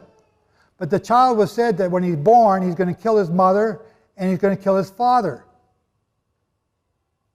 That's pretty bad. When he was born, his mother died in childbirth. First part of the prophecy comes true. Later on, when he was practicing, his father showed him how to shoot a bow and arrow. He unfortunately killed his father with the arrow. That child was Brutus. Now, he's a descendant from the line of Judah. His name is Brutus. Brutus has so much history going for him, it's in your encyclopedia. But all these countries here are settled by kings of Judah from the Trojan line. Troy and the 50 kings are descendants from the line of Judah. We're still Judah right now. We haven't started talking about Zerah yet. Here's some of them. And this is the nicknames that became in Latin. Judah is also called Jupiter. Do we have a god called Jupiter somewhere in mythology? So some of your mythology that we hear has a basis of truth to it and gets perverted somewhere along the line. And that's why you should look at mythology and consider the facts and find out what's relevant and what's not and sort things out. Roma, guess who Roma is? Tamar. Well, I gave you the clue. I can't ask you questions, give you the answers. Roma is Tamar. So these are the nations right here. This is the boot of Italy. And if you search these names, this lineage is right there. From each generation, it's right there. You don't have to go far to find it. It's there. It's in our history books. Continuing down, here's another, so we're getting down to Silvius and Brito. And I'm trying to speed up, so there's so much history here. And Brutus, so now Geoffrey of Monmouth. Does anyone know who Geoffrey of Monmouth is? He's the 8th century historian in England. So this is 8th century history now. He records of Brutus coming to England. And Brutus picked up a bunch of Trojans in all these different countries along the way. And he comes to Paris, and he fights the French, and they drive him back out. And he comes back and he lands in this place called Ludinium, or Light, or Luz. Luz, London, Ludinium. Now it's called London. Lundium, there we go, thank you. I'm skipping my notes. I'm trying to go a little quicker now because you guys are all looking a little peaked. London, he founds a place in London. In the center of London to this day is the Church of St. Paul, where Brutus founded and placed the stone. And it has this history in it that is so rich. And it's our history. And you check some of these places, and he landed in these places. My family tree comes from Devon and Somerset. And guess what? Yeshua lived in Somerset during those years that he's not in the Bible. How do I know? Because when you go to Somerset, and I got people that live in Somerset that read the newsletter and they tell me about it, there's a place there that talks about Yeshua and all the things he did.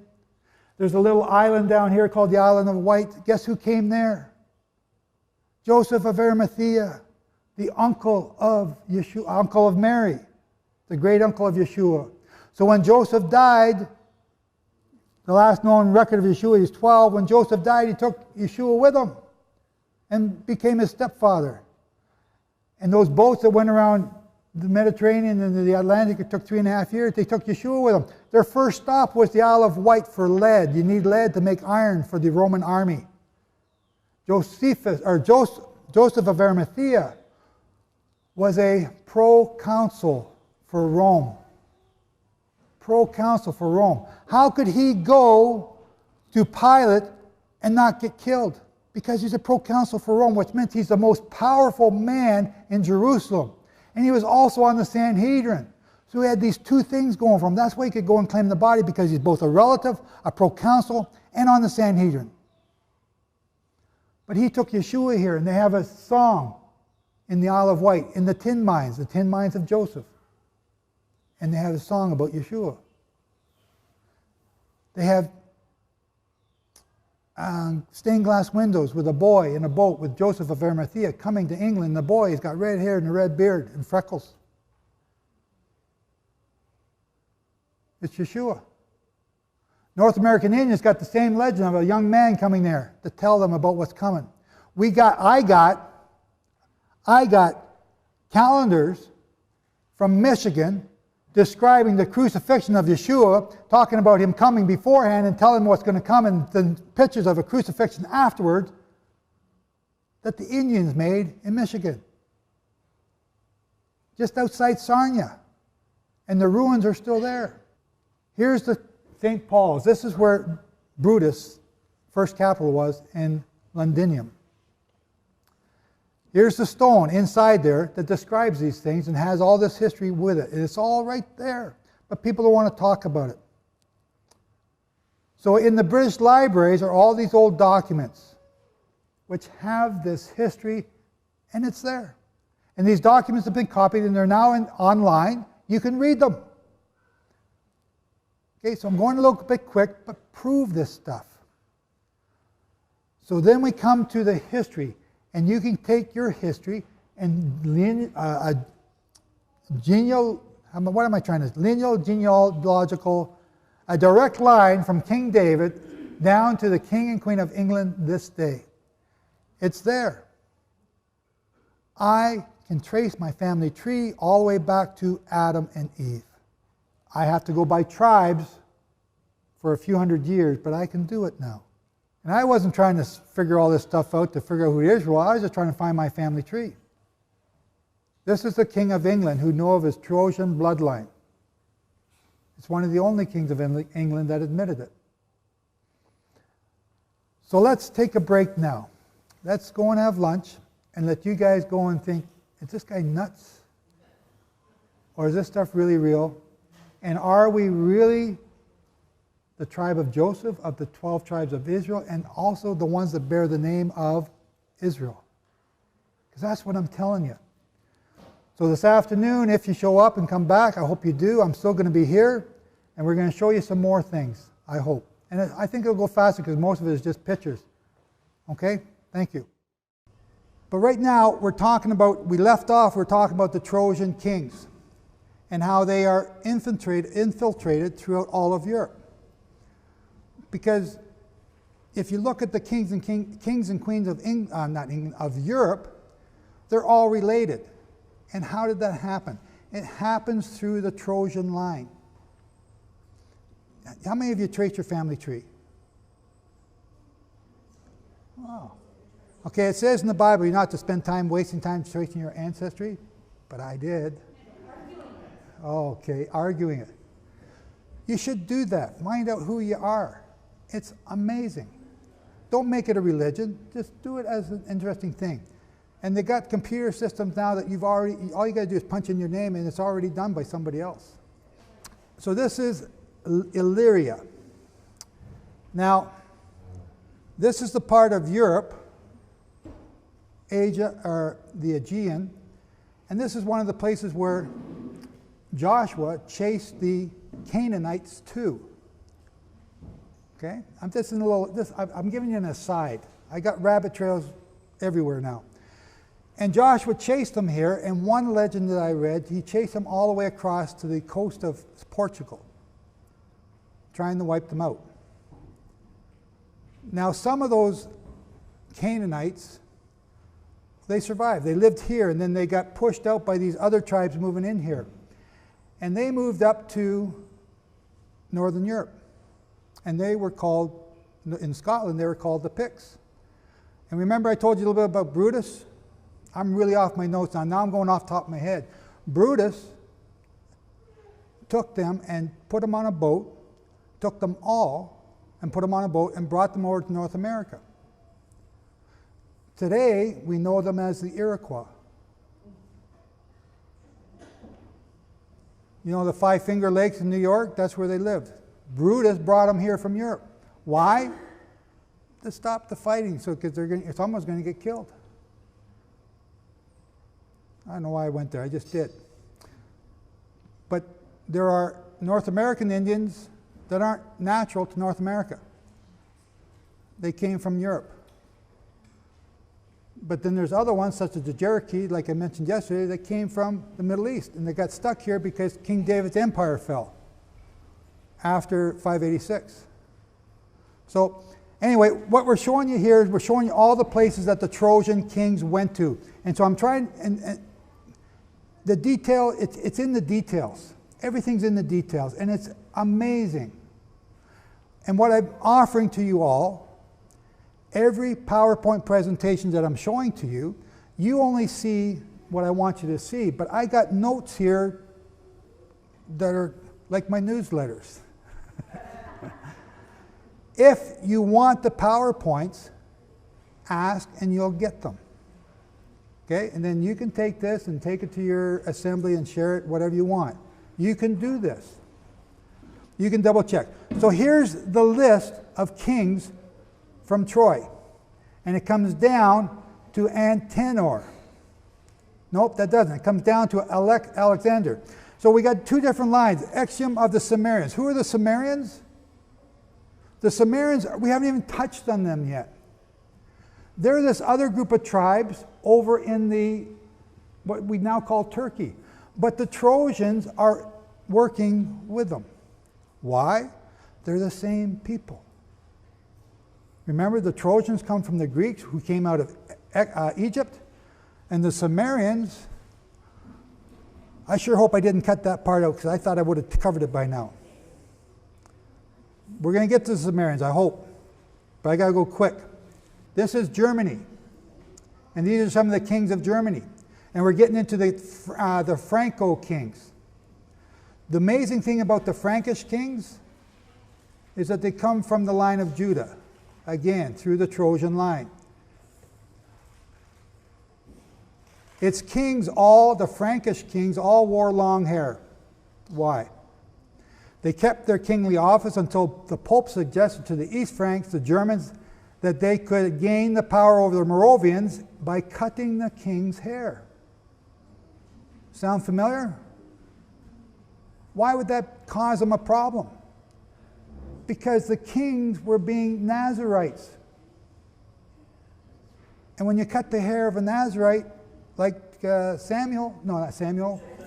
Who? Samson, yes. I'm sorry, there's an echo here. It's amazing. There it is, right there. We got all these Moravian kings with long hair. Why? So that's the story of Troy, and that's really it in a nutshell, and I really didn't give it to you in detail because I don't want you to fall asleep on me. See, Robert and I were talking at lunchtime, and he analyzed me pretty good. These are Americans, these are Canadians, these are Australians, these are Kiwis, New Zealanders, and this is their traits. I won't tell you what he said about Americans because you all still like them. But he said about Canadians that were insecure. And he nailed me right bullseye. Because I'm very insecure.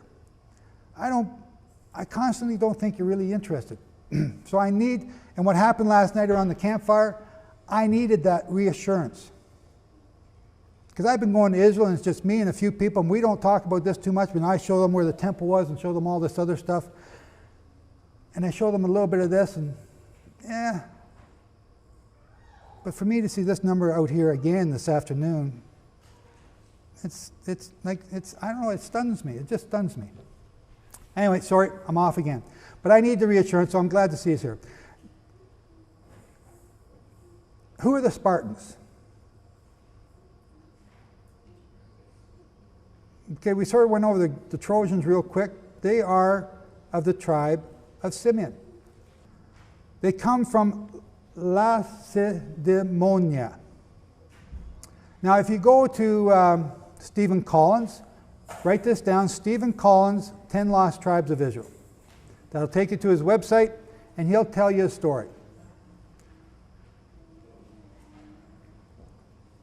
You go to Yair Davidi, Y-A-I-R-D-A-V-I-D-Y, Brit Am.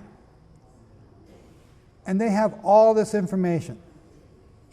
It's all there, your whole family tree. Who are the Spartans?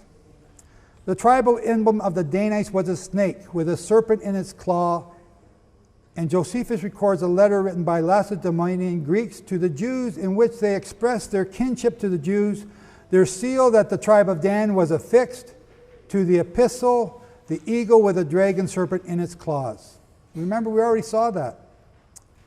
Jonathan, the high priest of the Jewish nation, see, I said it was Eli, I was wrong. Jonathan, the high priest of the Jewish nation, to the Ephori and the Senate. The Ephori is like the House of Chambers. And the Senate. And the people of Lacedaemon send greeting. When in former times an epistle was brought to Onias, who was then our high priest, concerning the kindred that was between us and you. Lacedaemon writing to the Jews. A copy of which is here subjoined. We both joyfully received this epistle because we were well satisfied about it from the sacred writings. What sacred writings? From the Torah. They had the Torah. Yet did not we think fit first to begin the claim of this relation to you, the glory which is now given us by you. It is a long time since this relation of ours to you hath been renewed. And when we, upon holy and festival days, these Greeks are keeping the holy days. Upon holy and festival days, offer sacrifices to God. We pray to Him for your preservation and victory. You will therefore do well yourselves to write to us and send us an account of what you stand in need of from us, since we are all things disposed to act according to your desires. Antiquity of the Jews 13, 5 and 8. Josephus recorded this letter. How come you're not taught this? Where's that in your history? Remember the symbol of Dan? Serpent in the claw. The Lacedaemonian Greeks are Spartans and they are Danites. But we have some more stuff. We have an interesting event in your Bible. Do you guys recall the story where the incident of the Moabite women?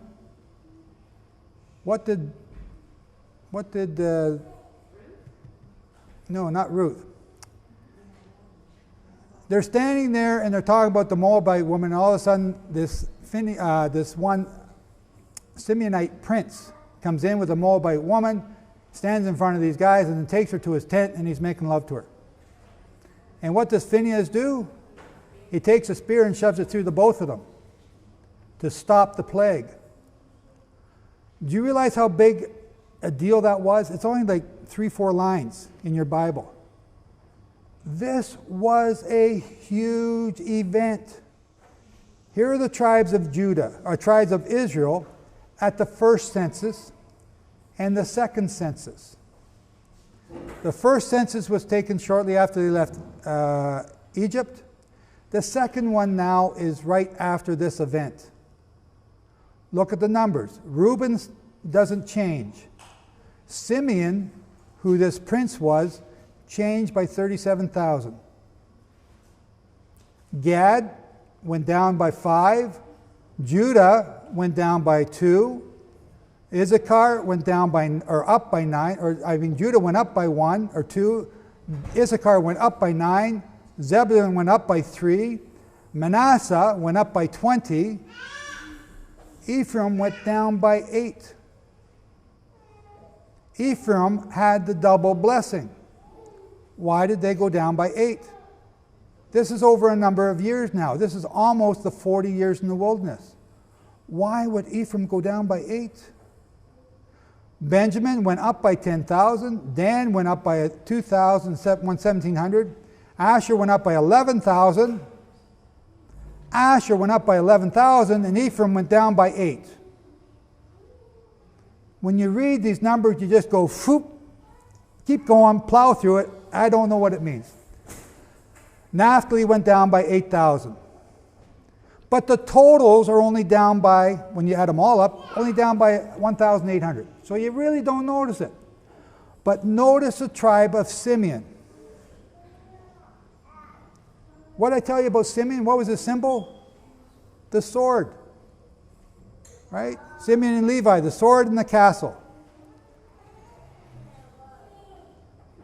The key to what happened in Numbers 26 is found in the previous chapter. In Numbers 25, we learn that Phinehas, a Levite, and I just went through this, executed a prince of the chief house among the Simeonites.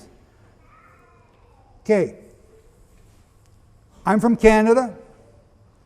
You're the Americans. We got an Australian tribe over there and a South African tribe. And our leaders, who are we going to pick on? Let's pick on the Americans. So South Africa and Australia and I were having a meeting. You know, there's a problem going on with the Moabite women. So in comes the leader of the Americans and jumps in bed with this Moabite woman right in front of us. And this curse is coming.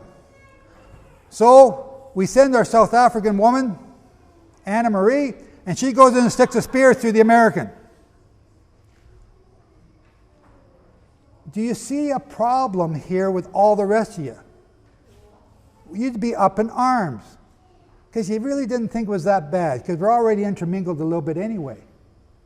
This was huge. This was huge. And they up and they left. They up and they left.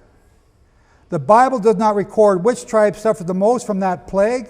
Even if one assumes the Simeonites bore the brunt of the plague, it does not begin to account for the drop in population of approximately 56,000 males of 20 years and older among the tribes which lost populations between the two censuses. Also, Numbers 25:9 records that 24,000 people died in the plague. It does not state that all those slain were males 20 years of age and older. This indicates that 24,000 men, women, and children of all ages died in the plague, and that perhaps 6,000 of that total were males 20 years and older. So where did the rest go? Are you getting a hint yet? You seen this movie? You haven't seen this movie? Spartans. The 300, the mighty 300? Yeah. The mighty 300 that held off the Persian Empire, where from the tribe of Simeon.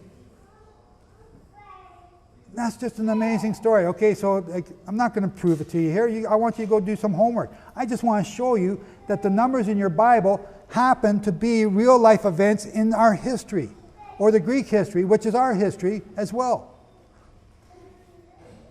But it's an amazing history.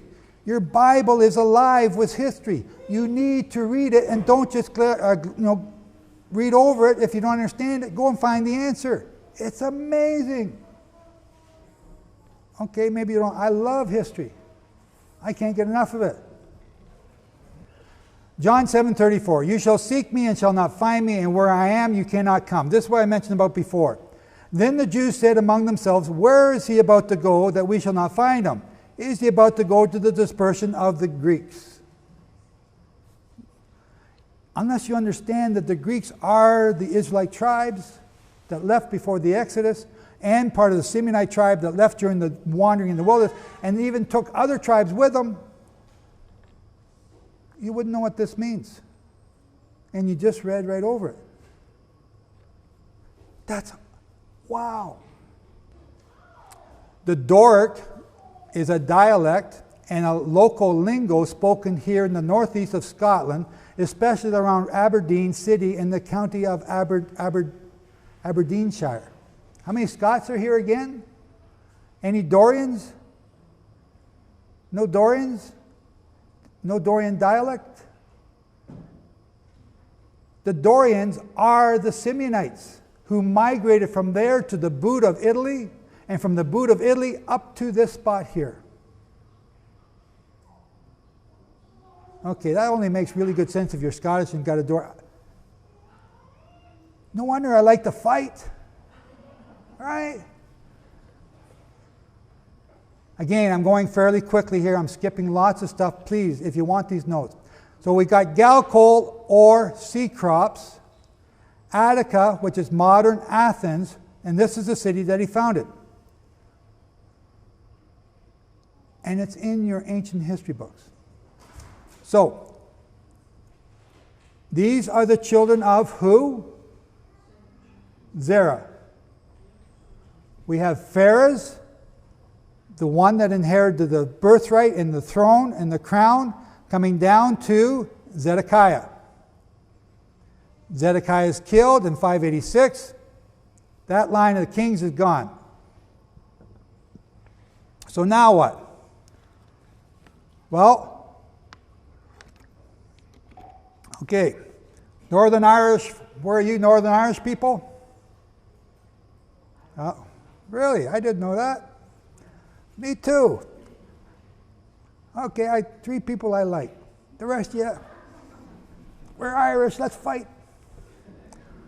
What was the thing about the red hand? Oops, I gave it away. What was the thing about Zerah's thing, the ribbon around it had a red thread? That became the red hand. The red hand of Northern Ireland is Zerah. And why has the flag of Northern Ireland got a Star of David on it with a crown? Remember the Alav Tav? Remember that? Here's the Tav. It's not a cross. It's not a cross. It's a Tav. It's a letter of the Hebrew alphabet. The red hand of Zerah, it identifies our ancestry. It's a banner. It's the flag that we've always worn on our family. Who knew? Right? Who knew? Northern Ireland. So now, this migration going through Greece and all this stuff. So here's the other deal. So I'm giving it to you quickly. No, I'm not. I'm going to go to this one. And it came to be at the time giving a birth that see twins were in her womb. Genesis 38:28. And it came to be that when she was giving birth, that one put out his hand, and the midwife took a scarlet thread and bound it on his hand, saying, this one came out first. And it came to be as he drew back in his hand, that see, his brother came out first, and she said, how did you break through? Break through, this breach is upon you. So his name is called Peretz, which becomes Pharez. And afterwards, his brother came out, who had the scarlet thread in his hand, and his name was Zerah. And today we call them the red-headed people of Northern Ireland, the troublemakers. Why? Because they're Jewish. And where did they go? To Scotland. So the Scottish people are now the Jewish people. Not all of them, but some. Here's something else. One of the descendants of Cecrops was the name of Gothelus. Gothelus travels in ancient days are recorded. But because of the, it gets kind of jumbled in there, and he becomes, instead of a lifetime within 100 years, he seems to live about 500 years. And it gets mixed up. So that's not quite right. So Gothelus is not his actual first name, but it's actually a group of people. Have you heard of the Milesians? Okay, let's see. Have you heard of a millennium? What's a millennium? It's 1,000. So where do we get that word? We get it from Milesians. The Milesians had 1,000 fights. Okay? Remember the Irish and all this. What are the Irish? Notre Dame? Any Notre Dame people here? The fighting Irish. Because we like to fight. Right? Historical records tell us of the westward migration of descendants of Galcol along the shores of the Mediterranean Sea, establishing Iberia. Iberia is today Spain. Iberia is Hebrew. Iberia. And they traded at trading settlements. One settlement was called Saragossa. How is your Spanish? Saragossa. In the Ebro Valley in Spain. Let's see if I can see that here. Can you see that? Anybody know where Zaragoza is? It's there. That's why I got the map up there, but I can't see it. From Spain, they continued west as far as Ireland. The Iberians gave their name to Ireland, calling this island Iberni. Have you ever heard of the Ibernia Wells? They're off of Newfoundland. Newfies are from Ireland. I'm half Newf. We're trying to figure out which half, but we're going to figure it out eventually. We're from Ireland.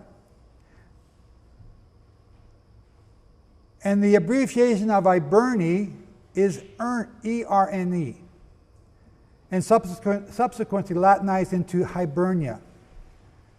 So this is all from the encyclopedia. It's there. Gothelus went and founded the Ibernia Peninsula, Ernia, Hibernia, Ireland. Ireland. When did this take place? Long time BC. When did the Exodus take place? I said 1379. So this took place sometime or before that and around that time. So all these histories that we're seeing are overlapping each other and taking place at the same time and growing. Jehovah is doing something. It's not just one little wee narrow thing in the Bible about a bunch of little Jews that go back and forth. It's a magnificent big thing. A big cloud of stuff, a big cloud of people.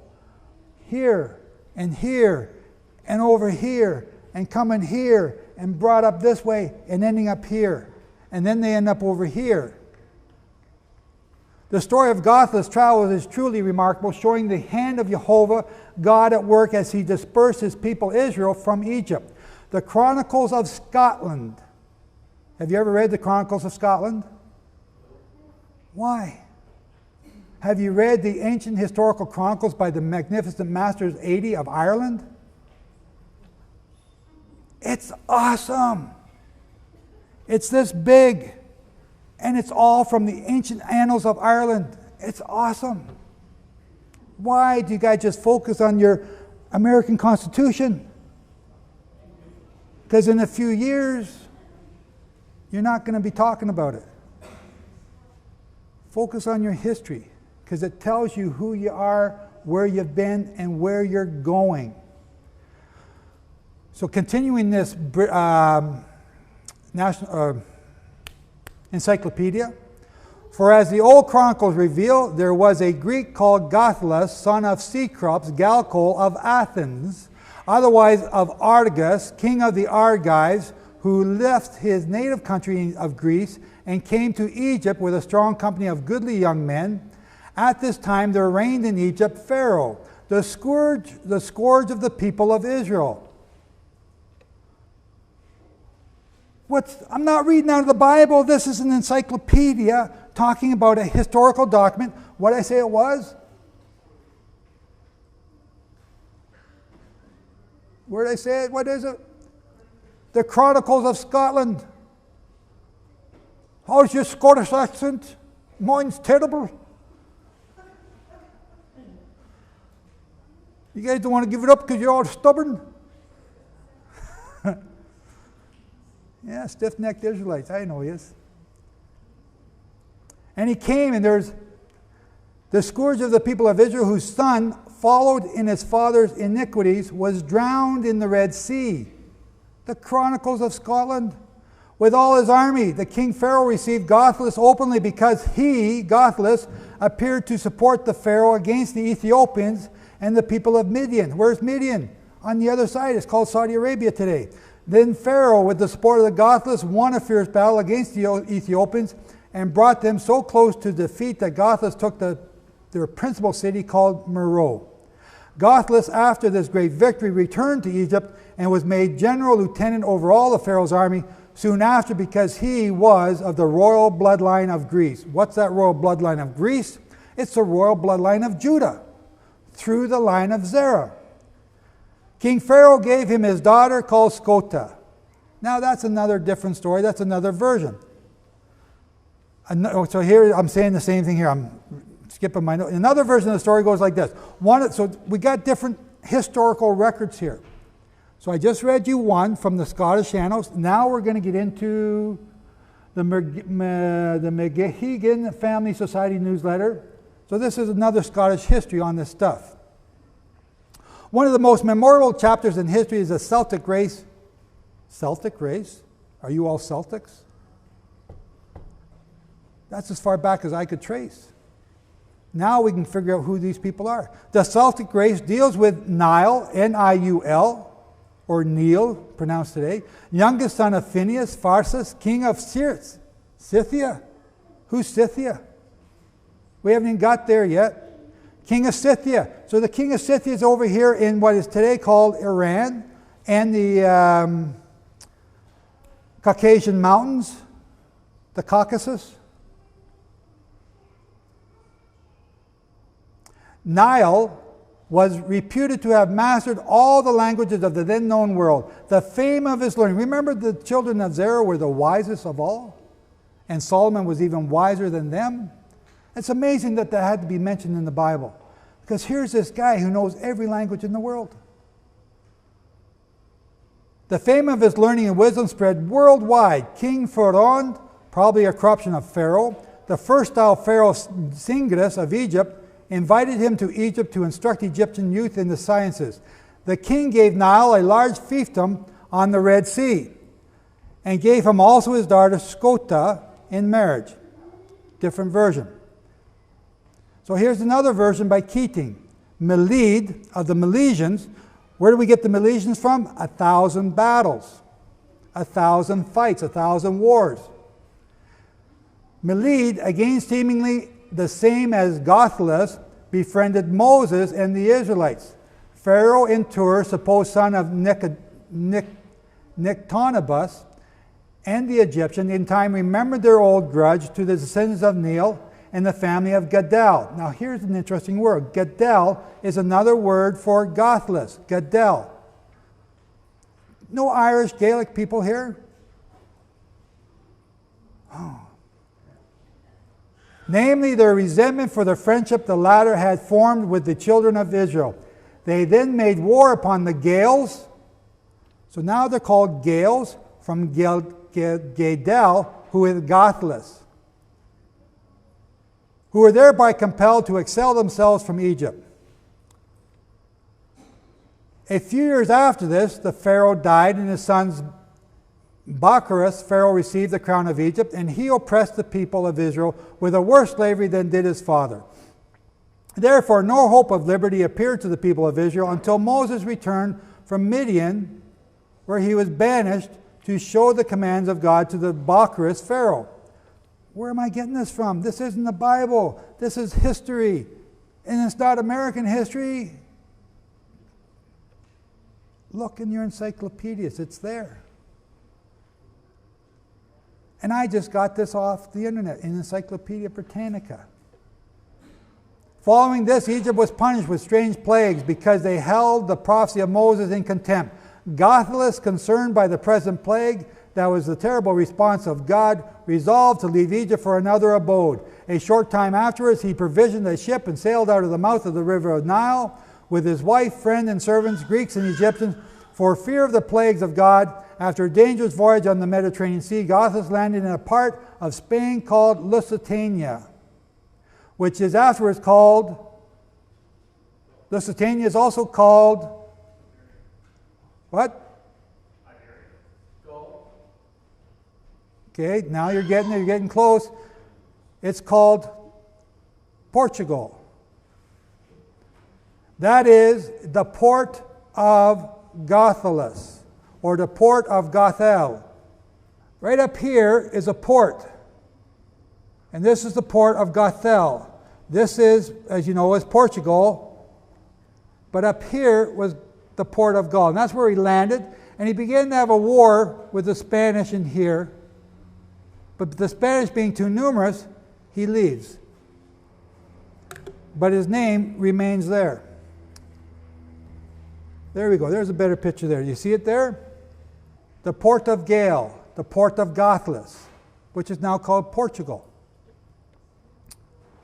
So according to Irish and Scottish medieval tradition, Goidel Glas, Latinized as Gothalas, is the creator of Goidelic languages and the eponymous ancestor of the Gaels. Do you understand what I just said? Do you get that? Okay. These are Americans, Joe. Go simple. Okay, you guys are going to kill me after, and you just don't like... Come on, relax, chill. I'm just having fun with you. Because you guys are going to pick on me later, like you did last night, right? Okay.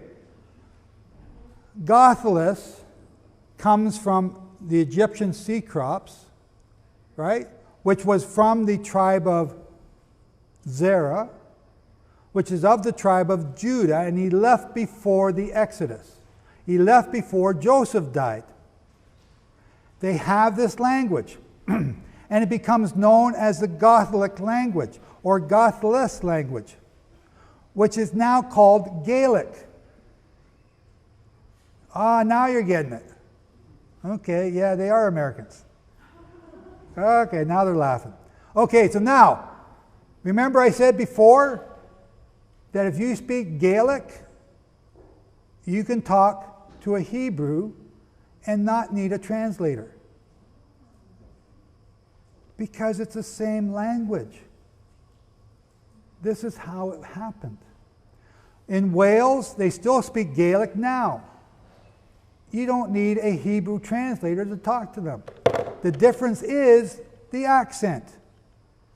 Right? We got some different accents here. Kentucky and Tennessee. Australia, South Africa. And we're the only ones in Canada that speak English right. If you talk to someone from Britain, it's hard to understand them, but they're speaking proper English. Right?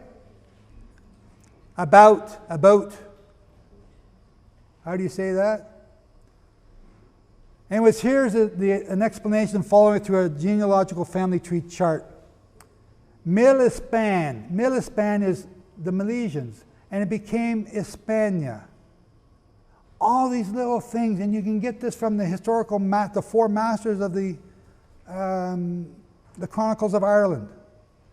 In Irish origin legends, Melispain or Melispani, later pseudo-Latinized as Milesius, also Milid and Maled, is the ancestor of the final inhabitants of Ireland, the sons of Mil, the Milesians, who represent the vast majority of the Irish Gaelics.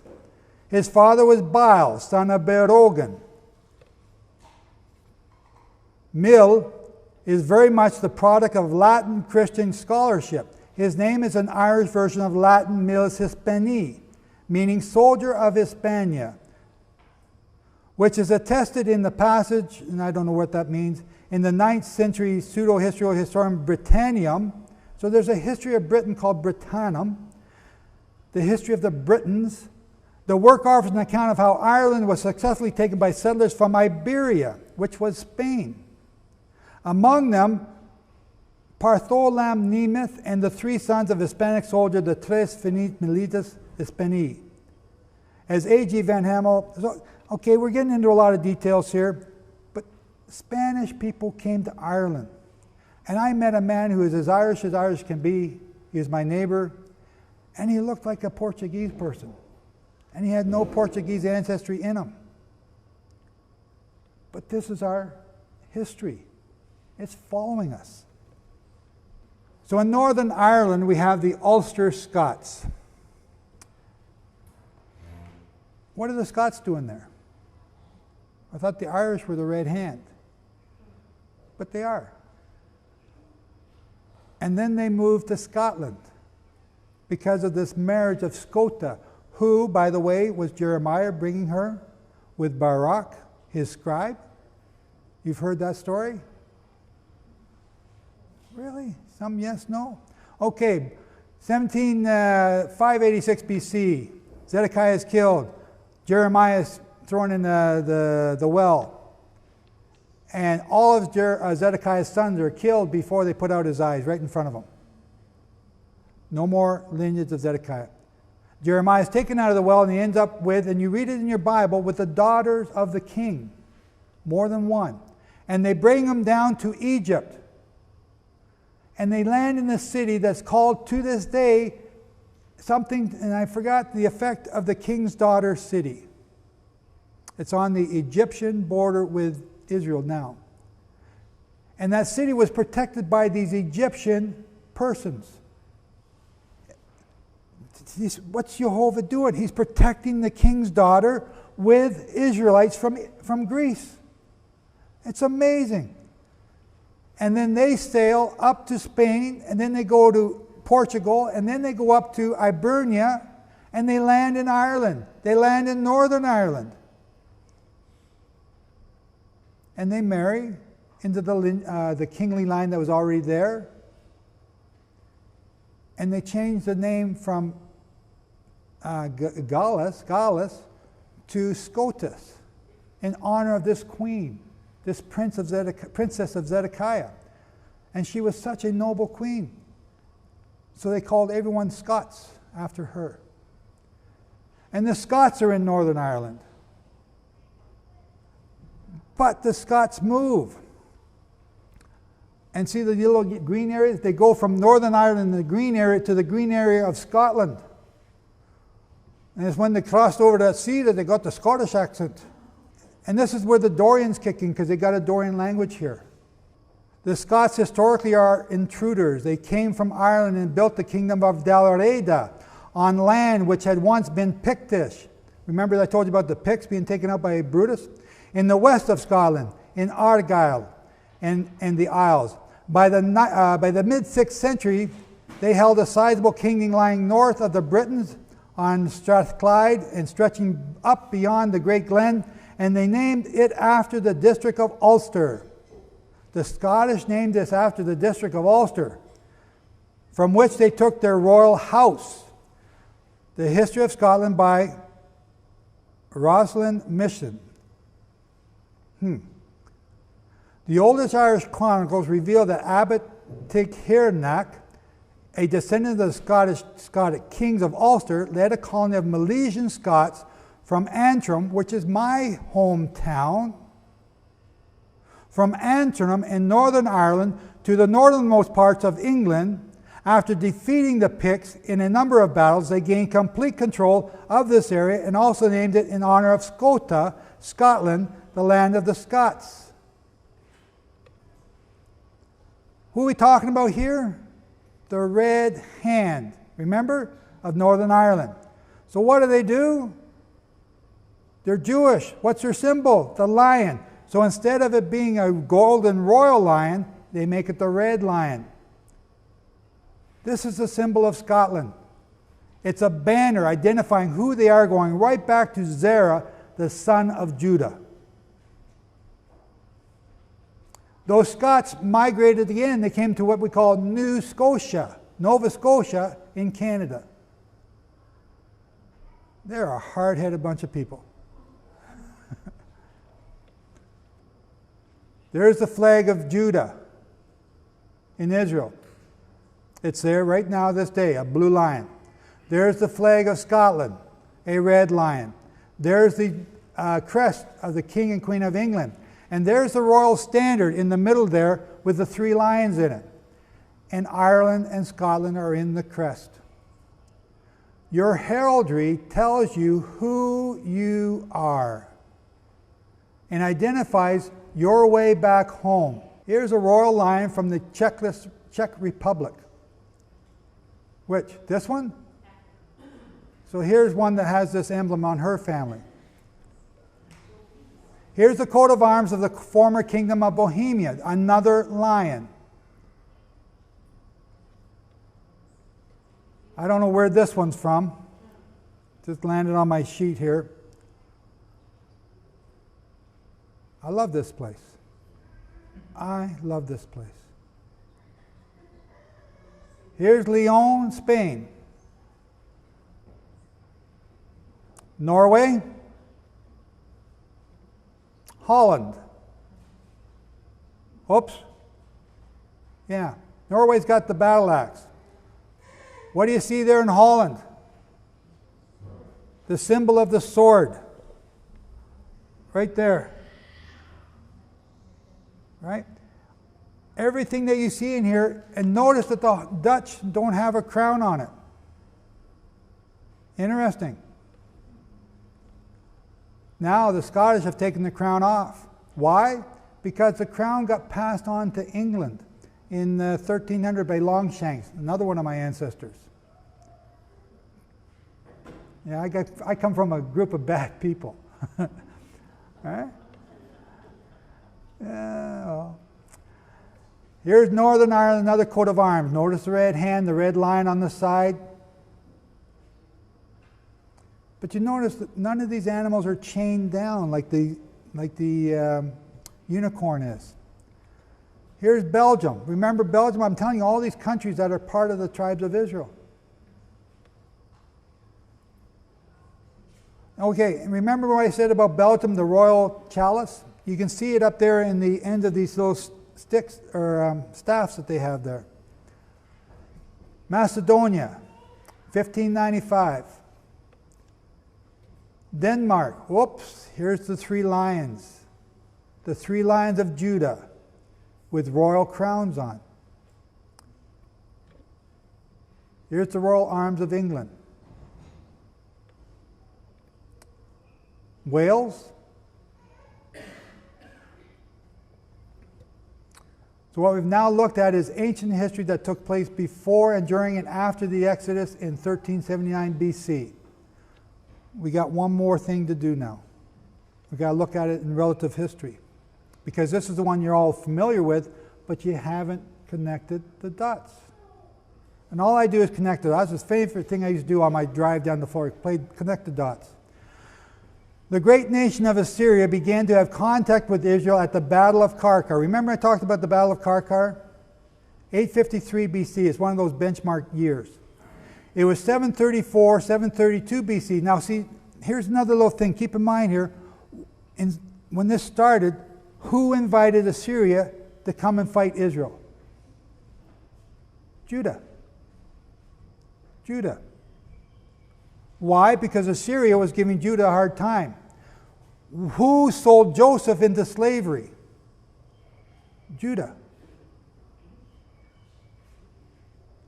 What's about to happen in the future? The Americans are going to double cross on the Jews and Welch, and the Jews are going to go for help in Europe. And the Americans are going to be left hanging.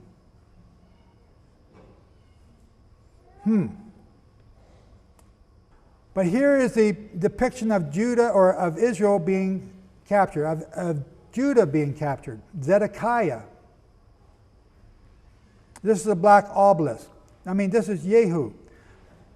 Okay? This is Shalmaneser III, records of victory over Ahab's successor Jehu in 841 BC. Another record of Israel's defeat, recorded by the Assyrians. The Assyrians, and this is an important record because the Assyrians would call the house of Omri, and you need to pay attention to this part because this is, all the rest of that's interesting, but this part is important. The house of Omri was called by the Assyrians because they couldn't say Omri because they're Assyrian. They pronounced the Bet Kumri, the house of Omri. So they said the house of Kumri. Remember, accents play into this. They change how words look like. Bet Kumri. In 745, we have on record that Tiglath-Pileser carried away Asher, Issachar, and Zebulun and built cities for them called Zaka, Danaim, Elisana, Abriana, Ivesa, and these are Israelite names for the people of that Tiglath had conquered. And those cities are recorded in your Bible. In 732 BC, another part of the nation of Israel was led away as captives. 1 Chronicles 5:26. So the Elohim of Israel stirred up the spirit of Pul, sovereign of Asher, even the spirit of Tiglath-Pileser, sovereign of Asher, and he took the Reubenites, the Gadites, and the half-tribe of Manasseh, okay, remember Manasseh, into exile and brought them to Hala and Harbor and Hara and the river of Gozan unto this day. So there's a map of where they were taken, right here, Gozan, and there's the river, and Hala over here. In 723 BC, the rest of the nation of Israel was led away captive. What I want you to notice is the Madai right here, who are the Medes and the Persians that are already taken form. Here's the Persians down here, but they're up here in truth. 2 Kings 17:6. In the 9th year, Hosea, sovereign of Asher, captured Shamron and exiled Israel to Assyria and settled them in Hala, Harbor, and the river of Gozan. So the same cities that had been settled in before. The cities of the Medes. From the royal letters dated to 708, 707 BC, we have the Israelites being called Gamera because they were living in the land of Gomer. These letters to the king of Assyria also identify these Israelites who had been placed there south of Lake Ermiah. This place where the Israelites had lived, called Gamer, meant that the Israelites were then called Gamerans. Gamerans. We can also easily deduce the name of Gamer is from the name of Kumri. Remember Bit Kumri? Bit Kumri becomes Gamer. From the royal letters dated 679 BC, Esarhaddon wrote prayers to the god of Samesaking for advice about the Gamerians and also the Iskusa, who were attacking their forces on the borders of the Medes. Where were the Israelites? In amongst the Medes. Some of the Israelites were placed in the land of the Medes, as we've showed you before. So Iskusa is from the word Isaac, and it means Isaac. So we're no longer looking for Israelites, we're looking for Iskusa or Iskusaites and Gameraites.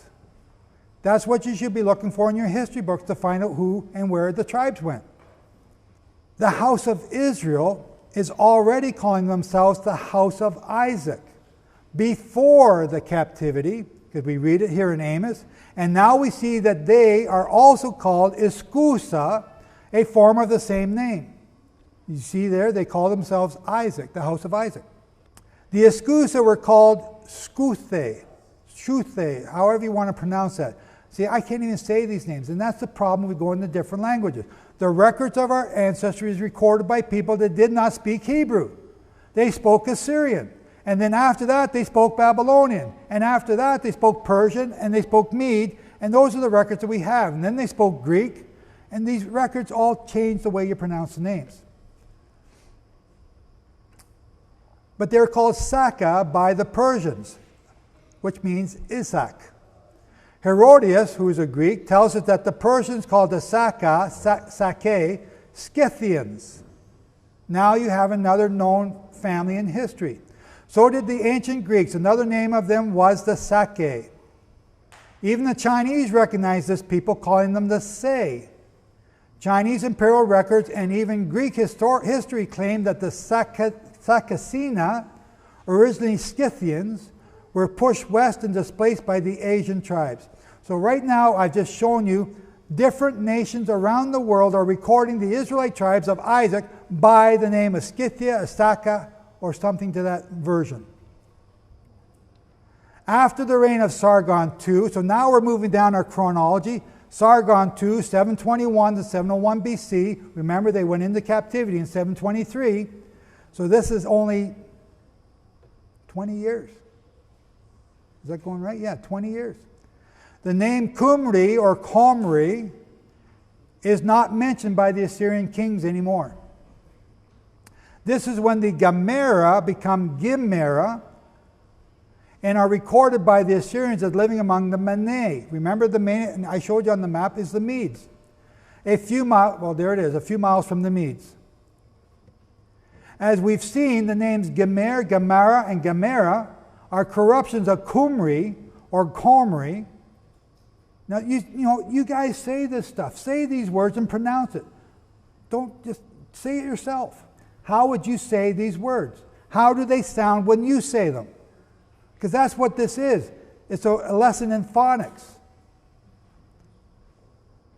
Due to the Assyrian language, and these are all names for the Israelites that the Assyrians took into captivity. The Iskusa, Sake, Saka, Scythians are derived from the Issachar, or the house of Isaac. The Assyrians' name Gimeraan is translated into, and that's a hard C, Gimerian.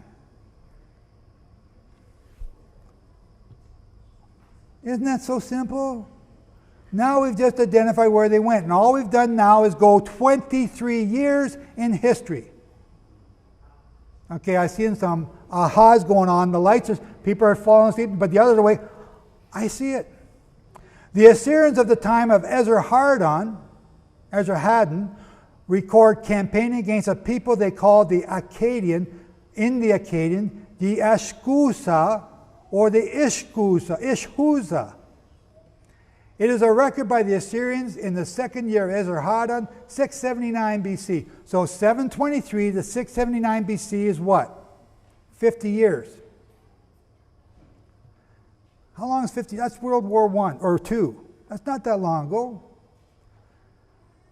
That the Gemera had risen in rebellion and the Assyrian army pursued and defeated them in the upper Euphrates district. But a large number of Israelites, the Gemera, escaped to the shores of the Black Sea. Now they're migrating. Where after 600 BC, the Lydian king, remember the Lydian king? We talked, that's one of the Trojan kings. Alyattes drove them out of Asia Minor, but this time the Greek called these Gemerians Kimmeroi.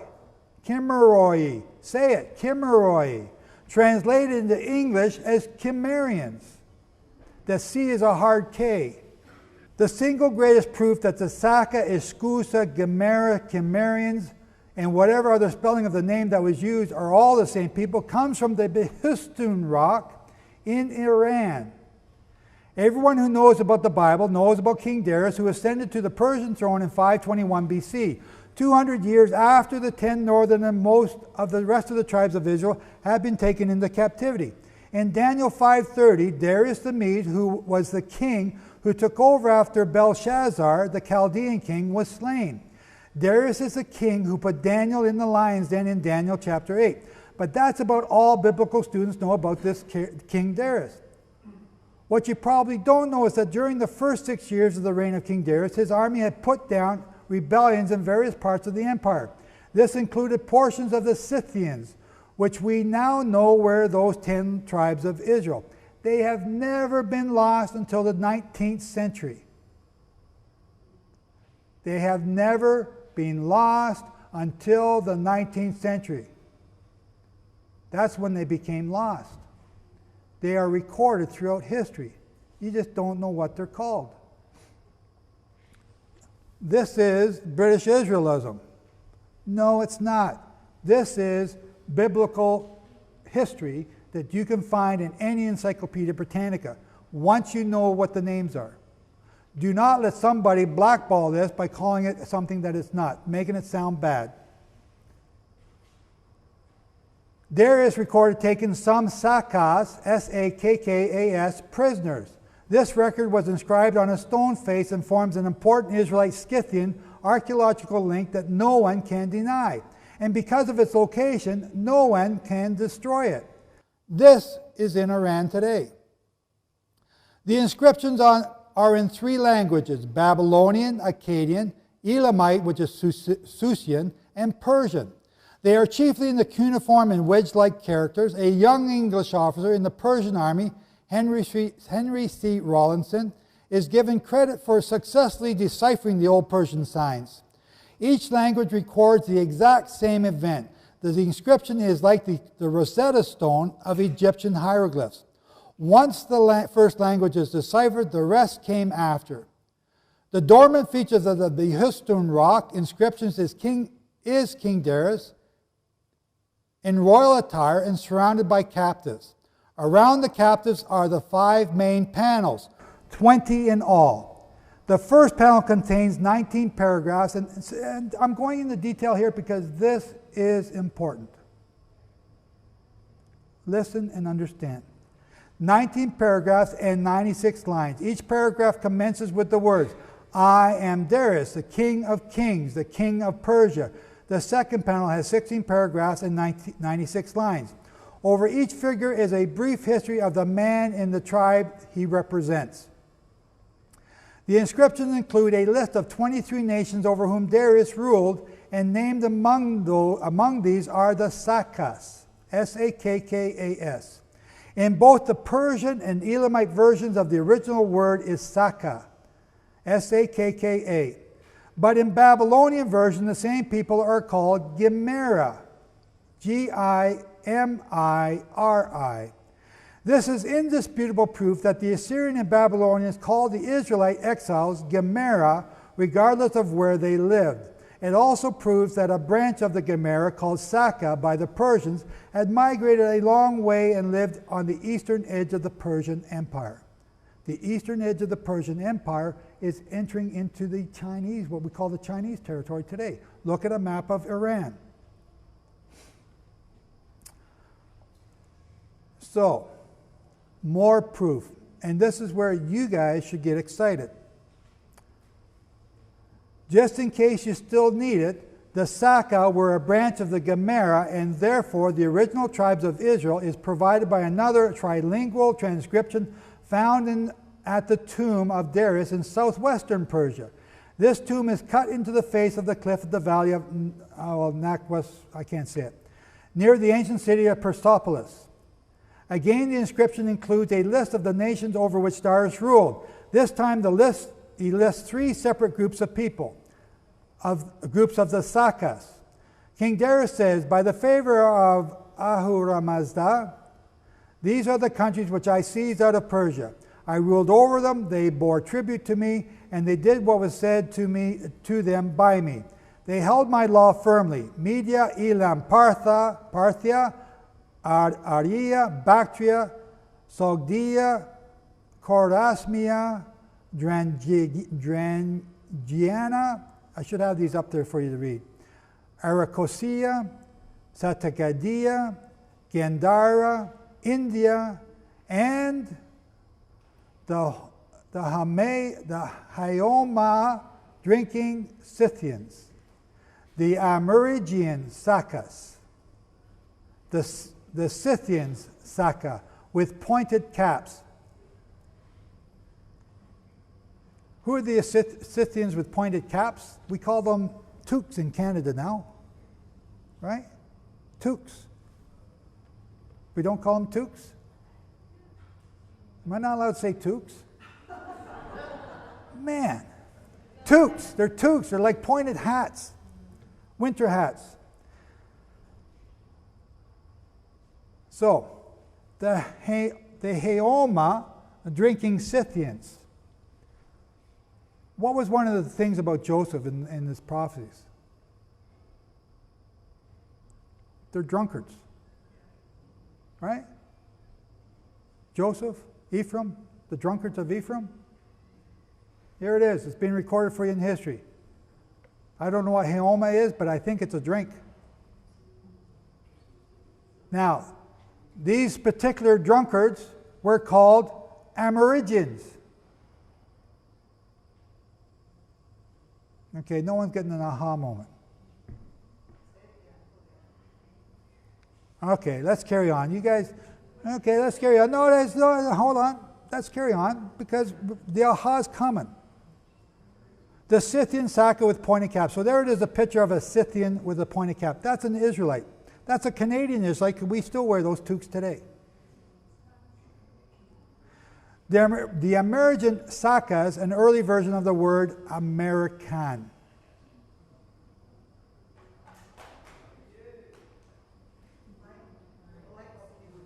Do you see how they're connected?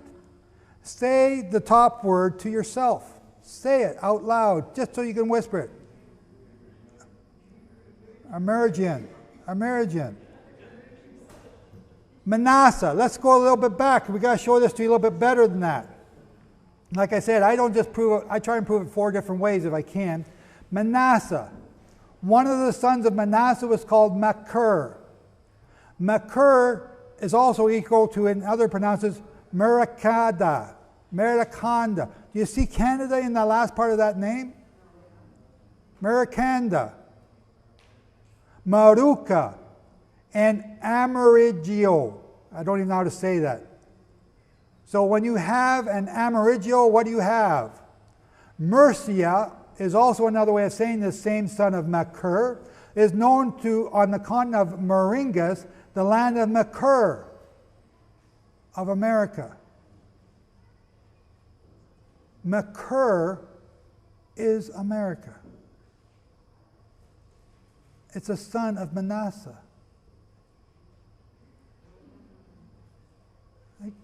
Okay, I got goosebumps. I don't know about you, but that's, wow.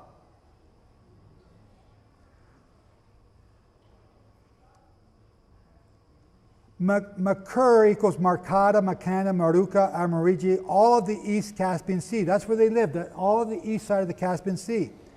Makran, southern Iran, and Skati and Maraka were names given to the Mercians, means Scyths from Maruka, east of the Caspian Sea. Mercia, known on the continent as Meringus, important element among the Goths. Remember the Goths?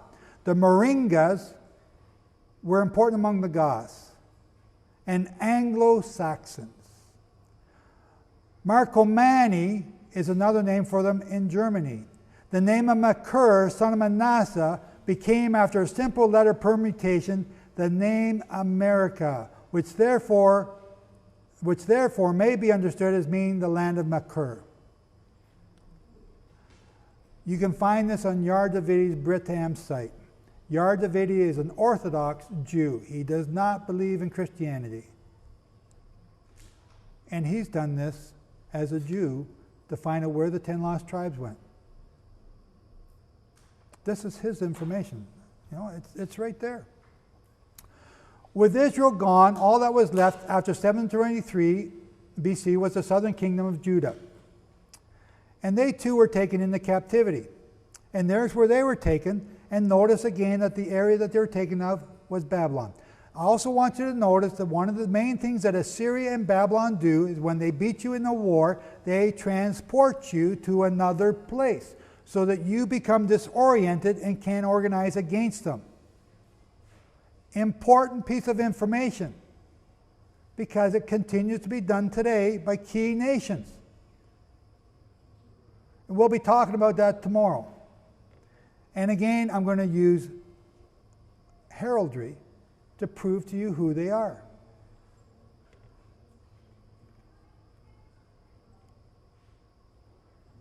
How can you guys see that? So here's Israel from the second captivity. Here's Israel from the first captivity. Here's the Caspian Sea. This is Media. So I think this is Iran now. Here's Afghanistan way over here. This is the area of Iraq. And then Syria is over there. That's the area that they were. Now when you start looking in your books, you'll start to see that their names are now being reflected in history as the Gemarians or the Kimarians. And we haven't got we've got to go a little bit further yet.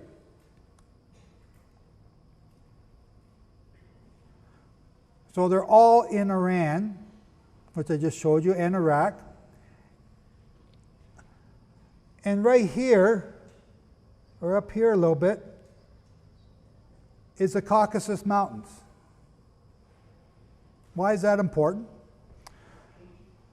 Because the Persians, or the Medes and the Persians, you know, they're the same as they are today. They don't really take prisoners, and they just kill you. So what they started to do, they started killing and executing the royalty of the Israelite lines. So they started to flee, but they couldn't flee this way because they were cut off. There was a tribe over here, and that's another great story, but they had to go around. There was a tribe here that came down to India and then went over here and then back around. And they became known as the White, Genghis Khan, the White Huns. The White Huns, that's Naphtali.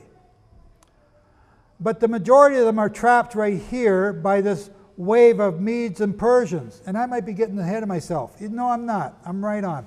And they're going to go up this way. And I don't know why they didn't go that way, but here is Armenia. And that's where the royal line was held.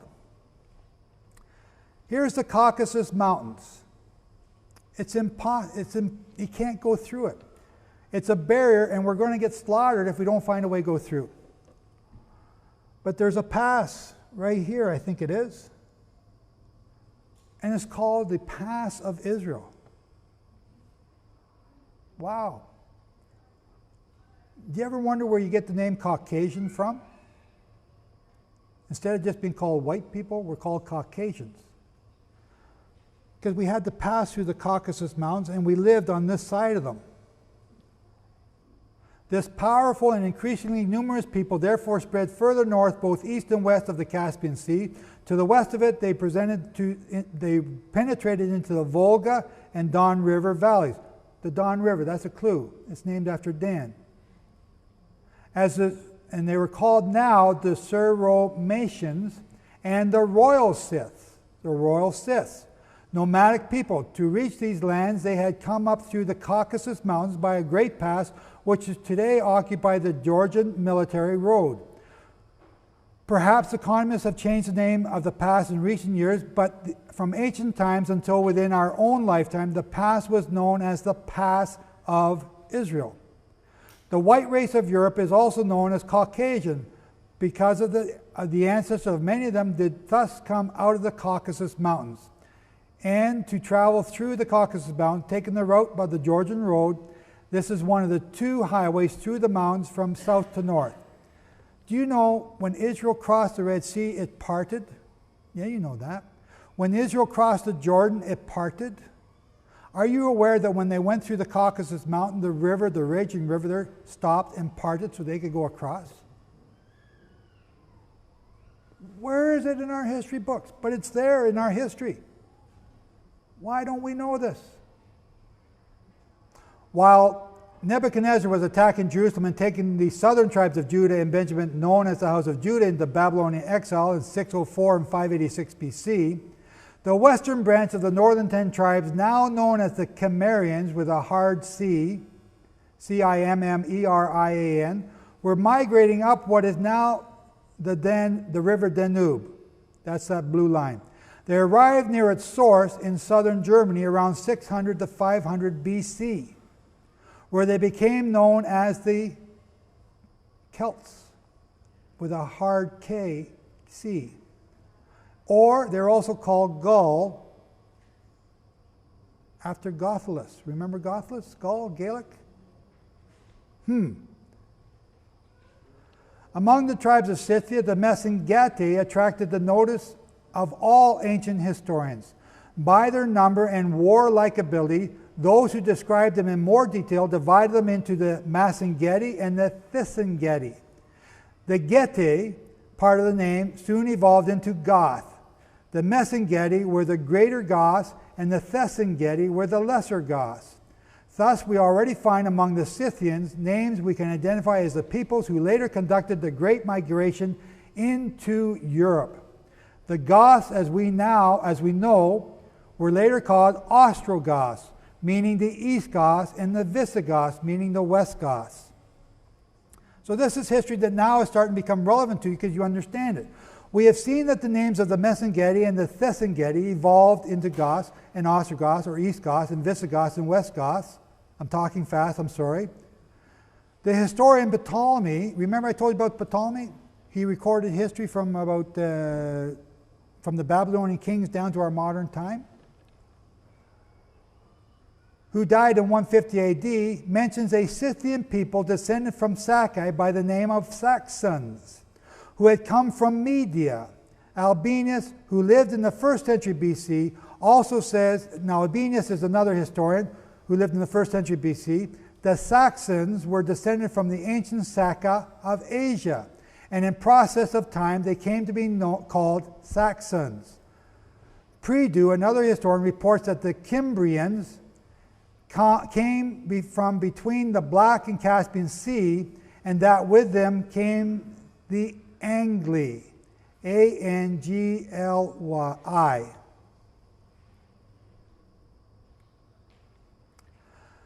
Ironically, so here's the great story I started to tell. Ironically, it was Cyrus, king of Persia, who made the decree that let the house of Judah return to Jerusalem and rebuild. Yet in 530, he marched north to bring under his control rule the main body of Israelite exiles, now known as Iskusa, or the Scythians, who were living south of the Caucasus Mountains. In a fierce battle with the Scythians under their local queen, Tomyris, the Persians were defeated and Cyrus was taken captive and killed.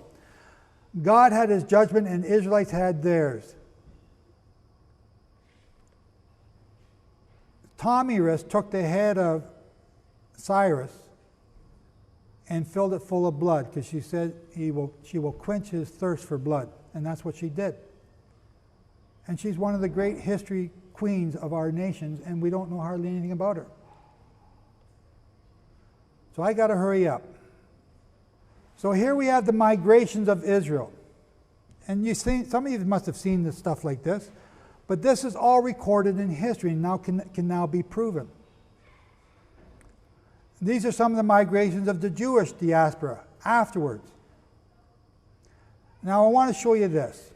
The Scottish Declaration of Independence. In the Arbroath Abbey, following the removal of the Stone of Destiny, which we talked about before, to Westminster, King Robert the Bruce, so this is after the King of England defeated the Scots.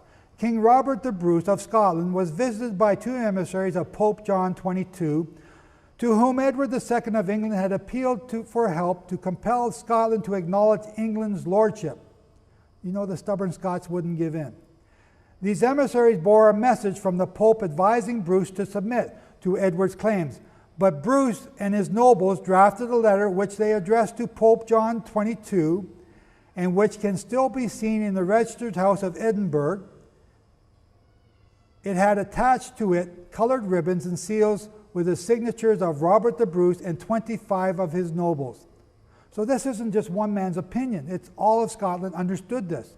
The letter, which is drafted April 6, 1320 AD, read in part, "We know, most holy Father and Lord," okay, so they got some little, this is talking to the Pope, "and from the chronicles and books of the ancients gather, that among other illustrious nations, ours," speaking of Scotland, "to wit the nations of the Scots, has been distinguished by many honors, which passing from the greater Scythia, through the Mediterranean Sea, and the Pillars of Hercules." Okay, the Pillars of Hercules, Gibraltar. "And sojourning in Spain, Hibernia, the Hebrew land, among most savage tribes, through a long course of time, could nowhere be subjugated by any people, however barbarous. And coming thence 1,200 years after the outgoing of the people of Israel." Why would the King of Scotland be talking about the people of Israel except that he was a descendant of them? They by many victories and infinite toil acquired for themselves the possessions of the West, which they now hold. In their kingdom 113 kings of their own royal stock, no stranger intervening, have reigned. For so long as 100 of us are left alive, we will yield in no least way to the English domination. We fight not for glory, nor for wealth, nor honor, but only and alone for freedom, which no man surrenders but with his life. Powerful words. Freedom is what we all talk about in Israel. So, I got so much more here to go, but I'm going to stop here. I think I've made my point. Your ancestry is right there.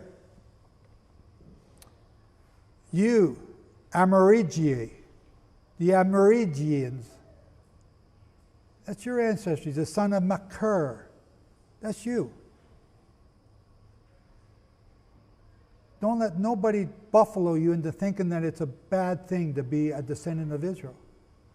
But don't let nobody also confuse you in thinking that you are superior to anyone else. You're not. But because you are Israel, everything that I'm teaching you this week is because you are Israel. You, America, are Israel. You, Canada, are Israel. You, Australia, are Israel.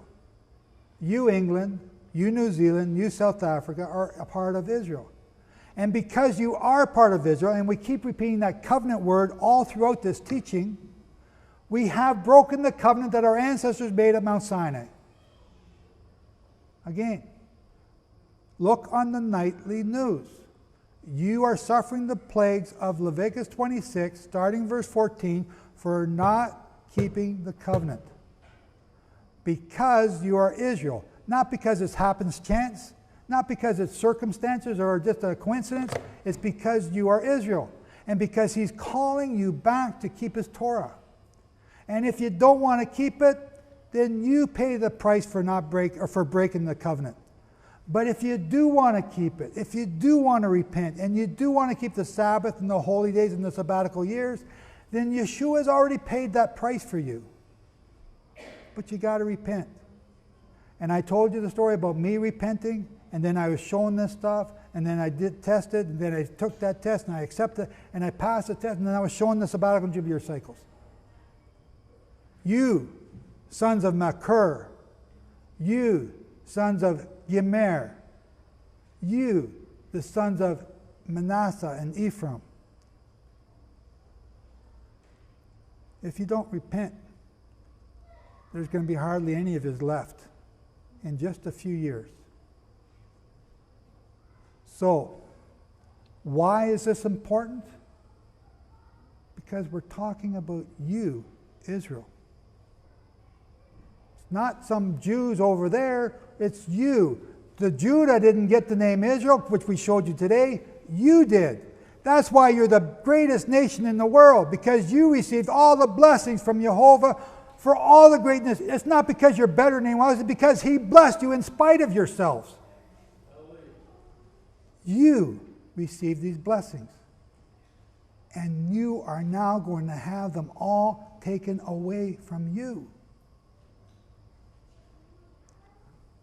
I do this so you know who you are.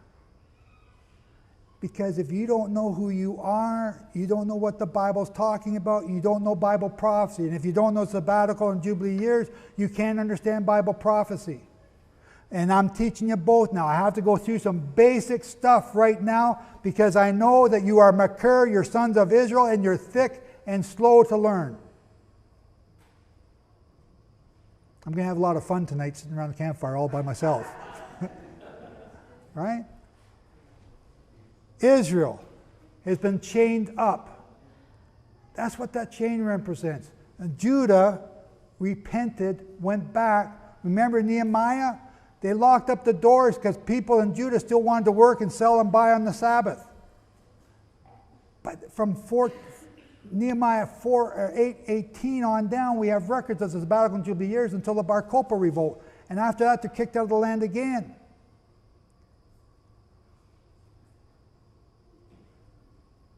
Repent from not keeping the sabbatical years. Tomorrow, I'm going to show you who your enemy is. It's Assyria. It's the same enemy we've had since the beginning. And I'm going to show you through heraldry. And I hope it doesn't take this long, because I still got 60 more slides to go here. but we're going to shut her down. You are the sons of Machir. I'm Machir, American. The sons of Manasseh, the sons of Joseph. You, and you. And as soon as you figure that out, and as soon as you understand that, then you'll understand that all these prophecies are talking about you. Thank you.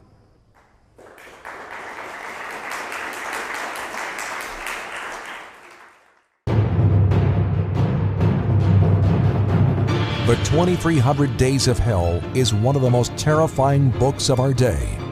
You will learn who the people of Daniel are and why they are reaping the curses of Leviticus 26. You will learn why the prophecy in Daniel 9 verses 24 through 27 has nothing to do with Jesus and everything to do with King David. You will learn when the 13 tribes of Israel are going to be destroyed in the middle of this 120th and Jubilee cycle we are in right now. You will learn when the 2300 days of Daniel begin and how they show you when the two witnesses start to rescue the remnant of the 13 tribes of Israel from the beast power and captivity. This then leads to the murder of the two witnesses in this remnant fleeing into the wilderness during the last 3.5 years of the tribulation. You will learn what the covenant made with many really is, when it began, when it ends, and just how big this thing is, and how involved you are. What you're about to learn in this book is going to scare you and cause you to weep for your loved ones who will not obey. Once you read the 2300 Days of Hell, you will understand the significance of the events on the nightly news and how it's going to affect you and your family. Once you read the 2300 Days of Hell, you will never look at prophecy the same way again.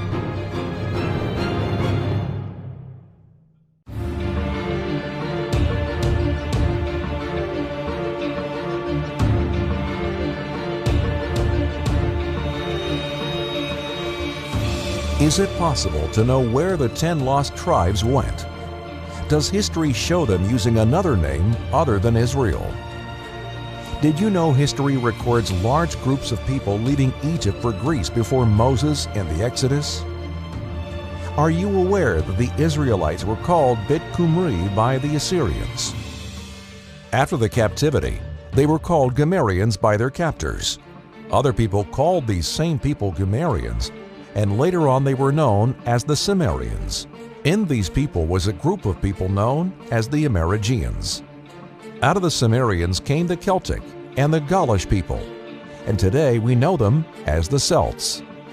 Some of the Celtic people are known as the Anglo and Saxons, son of Isaac. The Gaelic people come from the port of Gaul, better known as Portugal today. Before this, they were found in Zaragoza, Spain, and before that, they were from those same Greeks that fled Egypt before Moses and the Exodus. Did you know your own family crest can show you from what tribe of Israel you are from? The red hand on the flag of Ireland tells the story of Tamar and the birth of Zerah sticking out his hand before Pharez. This is the same Zerah that Zaragoza is named after. The unicorn on the crest of England shows Israel as the unicorn in captivity by the chain around its neck and the line of Judah with the crown on it. Why has Ireland the harp of King David for its national emblem? Why has Scotland got the same symbol as Judah, a lion, but Scotland's is red? How is the Norwegian lion or the Dutch lion and their crests tied into this? Are you aware of your rich and exciting history and how prophecy is speaking about you in these last days? It is time for you to know who you are, and you can prove it from your own encyclopedias once you know what to look for.